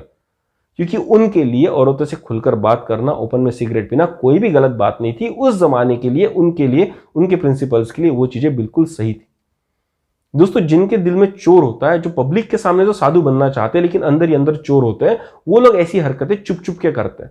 लेकिन जिनका कैरेक्टर पूरी तरह से साफ होता है, उनको किसी चीज का डर नहीं होता है, उनको अपने एक्शंस पे पूरा भरोसा होता है, पूरा विश्वास होता है और ये सब चीजें कैमरे के सामने करने के लिए भी तैयार होते हैं। और पंडित नेहरू उन्हीं साफ कैरेक्टर वाले लोगों में से एक थे। दोस्तों पंडित नेहरू के जमाने में भी जो इंडियन प्रेस थी वो पूरी तरह से फ्री थी। उनको पूरा फ्रीडम था, वो जो छाप सके, जो लिख सके, बोल सके, बोले। लेकिन फिर भी उनके जमाने में किसी ने भी पंडित नेहरू के ऊपर कोई लांछन नहीं उठाया। लेकिन आज हम उन पे लांछन क्यों उठा रहे हैं? पता है क्यों? क्योंकि जिनके पास प्रेजेंट को लेकर, करंट सिचुएशन को लेकर, भविष्य को लेकर कोई प्लान नहीं होता ना, वो इतिहास के व्यक्तियों के ऊपर कीचड़ उछालकर अपनी रोटियां सेकते हैं और आपके और हमारे समान बेवकूफ लोग उनके इस कीचड़ को सत्य मानते हैं और उस पर विश्वास करने लगते हैं। उन लोगों के बारे में अफवाह फैलाई जाती है, उन लोगों के बारे में कुछ ऐसी चीजें फैलाई जाती है जो सच नहीं होती, जो सत्य से बहुत परे होती है, लेकिन अट्रैक्टिव होती है, प्रोपेगेंडा बनने के लिए एकदम सूटेबल होती है और उसका प्रोपेगेंडा बनाकर आपको और हमको फीड किया जाता है। और दोस्तों ऐसा ही एक बहुत झूठ है जो बहुत जोरदार तरह से वायरल हुआ है, जो मैं आज आपके सामने लाना चाहूंगा। दोस्तों इंदिरा गांधी के साथ में जितनी भी बातें जुड़ी है उनमें से एक बात तो आपने जरूर सुनी होगी या पढ़ी जरूर होगी, और वो बात यह है कि इंदिरा गांधी की जिनके साथ शादी हुई उनका नाम था फिरोज गांधी। लेकिन फिरोज गांधी का असली नाम था फिरोज खान, वो एक मुसलमान थे। इसीलिए अगर इंदिरा नेहरू शादी करती फिरोज खान के साथ में तो बन जाती इंदिरा खान, एक मुसलमान बन जाती, और ये शायद उनके पॉलिटिकल करियर के लिए बिल्कुल भी सही नहीं होता। और इसीलिए पंडित नेहरू ने फिरोज खान को प्रेशराइज किया कि वो अपना सरनेम खान से बदलकर गांधी कर दे, ताकि इंदिरा नेहरू शादी के बाद इंदिरा खान ना बने, बन जाए इंदिरा गांधी, और जिसके वजह से उनके पॉलिटिकल करियर को बहुत बढ़िया तरह से बूस्ट मिल सकता है। सुना है कि नहीं सुना है दोस्तों आपने? मैं गारंटी के साथ बोल सकता हूं आपने ये बात जरूर सुनी होगी। लेकिन क्या कभी आपने इस बात के पीछे का फैक्ट चेक करने की कोशिश की? गारंटी के साथ बोल सकता हूं कि आपने बिल्कुल भी नहीं किया होगा। दोस्तों आप सबको एक बात सुनकर बहुत जोरदार झटका पड़ेगा कि फिरोज गांधी कभी भी मुसलमान नहीं थे, वो थे पारसी। उनका असली नाम था फिरोज जहांगीर घेंडी। आप घेंडी कहिए, गांधी कहिए, पर उनका असली नाम था फिरोज जहांगीर घेंडी, जिसका स्पेलिंग था GHANDY। फिरोज गांधी एक फ्रीडम फाइटर थे और महात्मा गांधी के साथ जुड़े हुए थे। 1930 में जब वो महात्मा गांधी के साथ काम कर रहे थे तो उनकी विचार शक्ति से, उनकी फिलॉसफी से बहुत इंप्रेस हुए थे और उन्होंने ये विचार किया कि मेरा नाम वैसे भी घेंडी है जो गांधी से बहुत मैच करता है, तो क्यों ना मैंने अपना सरनेम गांधी रख लेना चाहिए। और 1930 में ही फिरोज घेंडी बिकेम फिरोज गांधी। और दोस्तों इंदिरा नेहरू के साथ फिरोज गांधी की शादी कब हुई? 1942 में। तो फिरोज गांधी ने अपना नाम चेंज किया था 1930 में और इनकी शादी हुई 1942 में। तो पूरे 12 साल वो गांधी थे, उसके बाद जाकर उनकी शादी हुई। और दोस्तों 1942 में तो पंडित नेहरू को भी नहीं पता था कि देश 1947 में आजाद होने वाला है और वो भारत के प्रधानमंत्री बनने वाले हैं और सामने जाके उनकी बेटी प्राइम मिनिस्टर बनने वाली है और इसलिए उनका पॉलिटिकल करियर खतरे में रहने वाला। तो दोस्तों जो लोग फिरोज गांधी को फिरोज खान मानते हैं उन सब के लिए ये फैक्ट चेक एक आई ओपनर है कि किस तरह से मार्केट में प्रोपोगंडा फैलाया जाता है और किस तरह से बेवकूफों की तरह हम उस प्रोपोगंडा में फंस जाते हैं और उन्हीं रूमर्स को सच मानने लगते हैं। और दोस्तों आपके जनरल नॉलेज के लिए बताया था, ये जो फोटो में आपको औरत दिख रही है जो पंडित नेहरू का हक कर रही है, उनकी बहन है विजया लक्ष्मी पंडित। और एक बहन का अपने भाई को आलिंगन देना कौन सी बुरी बात होती है दोस्तों, आप ही मुझे बता दीजिए। लेकिन ऐसे फोटो दिखा दिखाकर आपको बताया जाएगा कि पंडित नेहरू का कैरेक्टर कितना वीक था। उसी तरह से जो फोटो आप देख रहे हैं, ये फोटो में जो लेडी पंडित नेहरू के साथ में है, इनका नाम है मृणालिनी साराभाई। मृणालिनी साराभाई को पंडित नेहरू मायके की तरफ से भी जानते थे और ससुराल की तरफ से भी जानते थे। इनकी जो मम्मी थी उनका नाम था अम्मू स्वामीनाथन। अम्मू स्वामीनाथन एक फ्रीडम फाइटर थी और फ्रीडम स्ट्रगल में पंडित नेहरू के साथ में कंधे से कंधा मिलाकर उन्होंने फ्रीडम स्ट्रगल में पार्टिसिपेट किया था और इसीलिए पंडित नेहरू अम्मू स्वामीनाथन के परिवार को बहुत अच्छे से जानते थे। मृणालिनी स्वामीनाथन जो सामने जाकर मृणालिनी साराभाई बन गई, उनको पंडित नेहरू अपनी भांजी की तरह मानते थे। दोस्तों मृणालिनी साराभाई के जो पति थे उनका नाम था विक्रम साराभाई, जो इसरो के फाउंडर थे, भारत के एक लीडिंग साइंटिस्ट में से एक थे। और इसीलिए पंडित नेहरू विक्रम साराभाई के परिवार को भी बहुत अच्छे से जानते थे और उनके साथ उनके घनिष्ठ रिश्ते भी थे। तो दोस्तों एक ऐसी लेडी जो आपकी फैमिली फ्रेंड हो, एक ऐसी लेडी जिसको आप भांजी मानते हो, अगर उसको आपने एक छोटा सा आलिंगन दे दिया तो क्या बुरा किया। और मैं आपको बताना चाहता हूं ये फोटो वहां पर ली गई है जहां मृणालिनी साराभाई ने भरतनाट्यम के प्रमोशन के लिए एक इवेंट रखा गया था और उन्होंने पंडित नेहरू को इनवाइट किया था वहां पर आने के लिए, ताकि भरतनाट्यम को एक रिकॉग्निशन मिल सके, एक पैन इंडिया उसका प्रमोशन हो सके। और पंडित नेहरू क्योंकि वहां पर आए थे तो मृणालिनी साराभाई इस फैक्ट से बहुत खुश थी और उन्होंने पंडित नेहरू को आलिंगन दिया था और तब ये फोटो खींची गई थी। मैं उम्मीद करता हूं कि जब आप छोटी छोटी बातों को डीपली समझने की कोशिश करेंगे तो आपको समझ में आएगा कि प्रोपोगंडा ही प्रोपोगंडा फैलाया गया है पंडित नेहरू के बारे में। दोस्तों आगे बढ़ने से पहले मैं आपसे एक सवाल पूछना चाहूंगा कि दोस्तों क्या कभी आपकी ऐसी दोस्त रही है कि जो आपके अपोजिट सेक्स से बिलोंग करती हो, लेकिन फिर भी वो आपकी बहुत अच्छी दोस्त है, बहुत जिगरी दोस्त है, आपकी हर बात उसको समझ में आती है, आपकी भावनाओं को बहुत अच्छी तरह से समझ सकती है, लेकिन फिर भी आप दोनों के बीच में गलत ऐसा कुछ भी नहीं जिसके ऊपर लांछन उठाया जा सके, है ना दोस्तों। ऐसे दोस्त हमारे होते हैं। जिस तरह से मैं एक लड़का हूं, कोई ऐसी लड़की हो सकती है जो मुझसे बहुत क्लोज हो, जो मेरी बहुत अच्छी दोस्त हो, मेरी हर चीज को समझती है और शायद उसकी भी हर चीज मैं अच्छे से समझ सकता हूं, लेकिन हम दोनों के बीच में कोई भी ऐसा रिश्ता नहीं है जिसके ऊपर लांछन उठाया जा सके। होता है ना दोस्तों, ऐसे दोस्त इस दुनिया में होते हैं। तो दोस्तों पंडित नेहरू की ऐसी दोस्त क्यों नहीं हो सकती है? हो सकती है ना, और ऐसी दोस्त उनकी थी भी।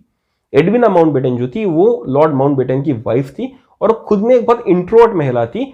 और दोस्तों ऐसा कहा जाता है कि उनको नेहरू में एक बहुत अच्छा दोस्त मिला जो उनको समझ सकता था, उनसे कनेक्ट कर सकता था।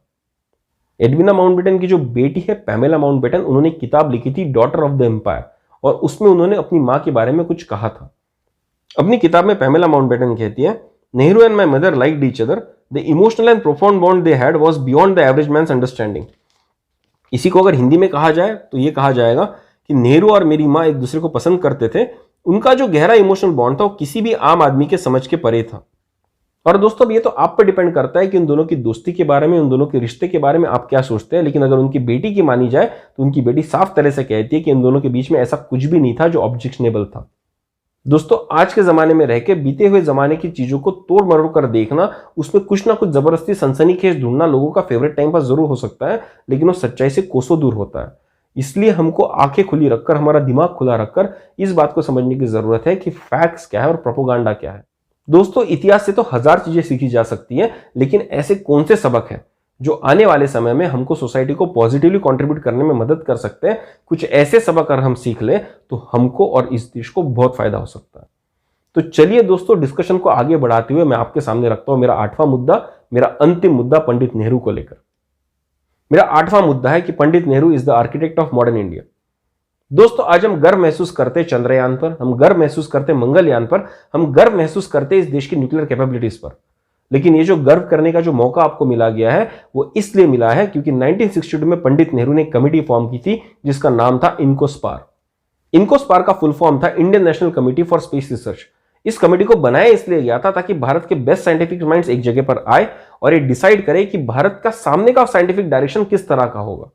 दोस्तों इस इनिशिएटिव के जरिए पंडित नेहरू ने प्रोत्साहन दिया विक्रम साराभाई समान साइंटिस्ट को, होमी भाभा समान साइंटिस्ट को। और इसका रिजल्ट क्या है? इसका रिजल्ट यह है कि आने वाले समय में हमको दो बढ़िया सी ऑर्गेनाइजेशन मिली जिनका नाम था इसरो और बार्क। आज दोस्तों इंडिया अगर स्पेस क्लब ज्वाइन कर चुका है, आज अगर इंडिया उन कुछ गिने चुने देशों में से एक है जो स्पेस में रिसर्च करते, स्पेस में सैटेलाइट लॉन्च कर सकते हैं, चांद तक जा सकते हैं, तो उसका पूरा क्रेडिट जाता है इसरो को, और इसरो का फाउंडेशन का क्रेडिट जाता है विक्रम साराभाई को। और विक्रम साराभाई को जिन्होंने प्रोत्साहन दिया था वो थे पंडित नेहरू। आज अगर इंडिया एटॉमिक एनर्जी को यूज कर पा रहा है, अगर एटम बम बनाकर अपना डिफेंस कर पा रहा है, तो इसका क्रेडिट जाता है बार्क को, और बार्क का फाउंडेशन किया था होमी भाभा ने, और होमी भाभा को प्रोत्साहन किसने दिया था? अगेन पंडित नेहरू। दोस्तों 1960s में पंडित नेहरू ने एक और इनिशिएटिव लिया था जहां पर एस्टेब्लिश किए गए थे कुछ साइंटिफिक इंस्टीट्यूशंस जो आने वाले समय में इस देश को बेहतरीन इंजीनियर्स देने वाले थे, बेहतरीन साइंटिस्ट देने वाले थे, और उनका नाम था इंडियन इंस्टीट्यूट ऑफ टेक्नोलॉजी, जिनको हम IITs के नाम से आज जानते हैं। उसी तरह से मेडिसिन के फील्ड में पंडित नेहरू ने एस्टेब्लिश किया था एम्स दिल्ली को, जो आज भी भारत का सबसे बेहतरीन मेडिकल इंस्टीट्यूशन माना जाता है। दोस्तों पंडित नेहरू के पास में दूरदृष्टि भी थी, वो विजन भी थी कि आने वाले समय में अगर हमारे पास बेहतरीन इंजीनियर्स होंगे, बेहतरीन डॉक्टर्स होंगे, तो हमारे पास बेहतरीन बिजनेसेस होंगे, बेहतरीन व्यवसाय होंगे, और उन सारे बिजनेस को मैनेज करने के लिए हमको बेहतरीन मैनेजर्स भी चाहिए होंगे, और इसीलिए उन्होंने एस्टेब्लिश किया था IIMs, Indian institute of managements. और दोस्तों मैं आपको एक बात बताना चाहूंगा कि पंडित नेहरू ने 1960s में IITs बनाए, एम्स बनाए, IIMs बनाए, और उसके बाद हमको पूरे 60 साल लग गए फिर से इसी तरह के इंस्टीट्यूट्स बनाने के लिए, क्योंकि जो नए IITs है, नए IIMs है, नए एम्स है, ये 2016 के आसपास फिर से हमने बनाने शुरू किए। तो दोस्तों अगर आज आप गर्व महसूस करते हैं कि आपके देश के best engineering talents, best managerial talents, best medicinal talents अगर दुनिया के इंस्टीट्यूशंस पर राज कर रहे हैं, वहां के CEOs बनकर बैठे हुए हैं, ऐसी ऐसी मल्टीनेशनल कंपनीज में हमारे लोग टॉप पोस्ट पर बैठे हुए हैं, इस चीज पे अगर आपको गर्व हो रहा है तो इसका पूरा क्रेडिट दिया जाना चाहिए पंडित नेहरू के विजन को, जो 1960s में उन्होंने फ्रुक्टिफाई किया था IITs, एम्स और IIMs के जरिए। दोस्तों यहां पर आपको लग रहा होगा कि मैं पंडित नेहरू की इतनी तारीफ क्यों कर रहा हूं, मैं उनको इतना क्रेडिट क्यों दे रहा हूं, तो आपको उस जमाने की पॉलिटिकल और इकोनॉमिक सिचुएशन को समझने की जरूरत है। दोस्तों उस जमाने में हमारा देश पॉवर्टी से जूझ रहा था, एक एक्सट्रीम पॉवर्टी में हम रह रहे थे, हमारे देश के पास रिसोर्सेज बहुत कम थे, और पॉलिटिकल मैंडेट पंडित नेहरू के साथ में था। अगर आपको चुनाव जीतना होता था तो आपको वोट चाहिए था गरीबों का, और गरीबों के वोट आपको कब मिलेंगे? जब आप उनके लिए कुछ वेलफेयर स्कीम्स खोलेंगे, जब आप उनके रोटी कपड़ा मकान का इंतजाम करेंगे, उनको फ्रीबीज बांटेंगे। और दोस्तों फ्रीबीज बांटने का ये कल्चर तो आज भी चलता। तो दोस्तों उस जमाने में जब रोटी कपड़ा मकान हमारे बेसिक इश्यूज हुआ करते थे, उस जमाने में अगर कोई प्रधानमंत्री ये डिसाइड करता है कि जो भी लिमिटेड रिसोर्सेज देश के पास है वो रिसोर्सेज न्यूक्लियर कैपेबिलिटीज की तरफ लगाए जाए, स्पेस रिसर्च की तरफ लगाया जाए, तो उनको कितना अपोजिशन लोगों से फेस करना पड़ा होगा। और दोस्तों सिर्फ अपोजिशन के MP से नहीं, खुद के कैबिनेट मिनिस्टर से भी नेहरू जी को अपोजिशन फेस करना पड़ा था। लेकिन दोस्तों पंडित नेहरू के सपने आसमान छूने वाले थे, और शायद यही वो उनका लॉन्ग टर्म विजन था जिसके बदौलत आज भारत दुनिया में स्पेस पावर बन के आ गया है, एक न्यूक्लियर कैपेबल पावर बन के आ गया है। दोस्तों सिर्फ एजुकेशन और रिसर्च के फील्ड में नहीं, इंफ्रास्ट्रक्चर के फील्ड में भी पंडित नेहरू की भूमिका बहुत अहम मानी जाती है। 1963 में बने हुए भाखड़ा नंगल डैम से ऊंचा और 1957 में बने हुए हीराकुद डैम से लंबा डैम आज भी भारत में नहीं है। और सिर्फ ये 2 डैम नहीं, ऐसे कितने ही डैम पंडित नेहरू ने अपने टेन्योर में बनाए थे, और ये सब उन्होंने तब किया जब भारत के पास कोई खास साइंटिफिक टैलेंट नहीं था, कोई खास फंडिंग अवेलेबल नहीं थी। दोस्तों आज हम जितनी भी PSUs को जानते हैं, पब्लिक सेक्टर अंडरटेकिंग्स को जानते हैं, उनमें से 90% PSUs का इनिशिएटिव जो था वो पंडित नेहरू के जमाने में लिया गया था। उनमें से आज कुछ मिनी रत्नास है, कुछ नवरत्नास है, कुछ महारत्नास है, कुछ इतनी बड़ी बड़ी कंपनियां हैं जो भारत के इकोनॉमी को, भारत के डिफेंस को स्ट्रांग बनाती है। अगर कुछ का नाम लेना चाहो तो इंडियन ऑयल है, ONGC है, BHEL है, हिंदुस्तान एरोनॉटिक्स लिमिटेड है, ऐसी बेहतरीन कंपनियां हैं जो हमारे डिफेंस में हेल्प करती है, हमारी इकोनॉमी को रोबस्ट बनाती है। दोस्तों कहते हैं ना, किसी एक जनरेशन को कुछ ऐसी लॉन्ग टर्म विजन रखने की जरूरत होती है, कुछ ऐसा कर गुजर जाने की जरूरत होती है कि आने वाली पुश्तें बैठ कर खा सके। दोस्तों ऐसी एक जनरेशन थी पंडित नेहरू और उनके कैबिनेट मिनिस्टर्स की, जिन्होंने इस देश के लिए कुछ ऐसी धरोहर छोड़ रखी है जिसके बलबूते पर आज स्पेस की फील्ड में, न्यूक्लियर एनर्जी के फील्ड में, इंडस्ट्रियल फील्ड में, इंफ्रास्ट्रक्चर फील्ड में हम खुद को इतना सक्षम महसूस करते हैं कि आज हम कॉन्फिडेंट है कि आने वाले जमाने में भारत एक सुपर पावर बन के उभर कर आएगा।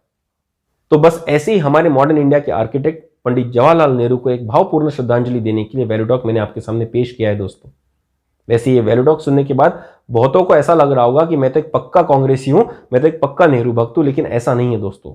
मैं एक इतिहास का स्टूडेंट हूं जो फैक्ट्स के बेस पर, उन फैक्ट्स के इंपैक्ट्स के बेस पर इतिहास को तोलना पसंद करता हूं, और उसमें से अगर कुछ सीखने मिले तो उसको सीखना भी पसंद करता हूं। दोस्तों चाचा नेहरू कितनी बड़े नेता क्यों ना हो, कितनी उम्दा नेता क्यों ना हो, वो थे तो एक इंसान ही। और दोस्तों, इंसान होने की सबसे बड़ी शर्त यही होती है कि आपके हाथ से गलतियां जरूर होंगी, और ऐसी कुछ गलतियां हुई थी चाचा नेहरू के हाथ से भी। और उन्हीं गलती को हम डिस्कस करेंगे इसी वैल्यू टॉक के सेकंड हिस्से में, जहां पर मैं आपके सामने लेकर आऊंगा पंडित नेहरू की गलतियां और उनका इंपैक्ट हमारे देश के इतिहास पर। तब तक के लिए अगर आप एक और महान व्यक्ति जो बहुत कंट्रोवर्शियल भी है उनके बारे में अगर सुनना चाहते हैं तो ये राइट वाला वीडियो जरूर देखिएगा। उम्मीद करता हूं महात्मा गांधी आपको निराश नहीं करेंगे। तो चलिए दोस्तों, जल्दी मिलेंगे इसी वैल्यू टॉक के सेकंड पार्ट में, जहां पर हम डिस्कस करेंगे पंडित नेहरू की गलतियां और उनका इंपैक्ट भारत के इतिहास पे। अगर आपको हमारा वैल्यू टॉक पसंद आया है तो जरूर शेयर कीजिएगा अपने दोस्तों के साथ, अपने परिवारजनों के साथ, ताकि उनकी जिंदगी में भी एक छोटा सा वैल्यूडेशन हो सके। तो चलिए दोस्तों, जल्दी ही मिलेंगे। तब तक के लिए सब्सक्राइब कीजिए हमारा चैनल वैल्यूडेशन। धन्यवाद।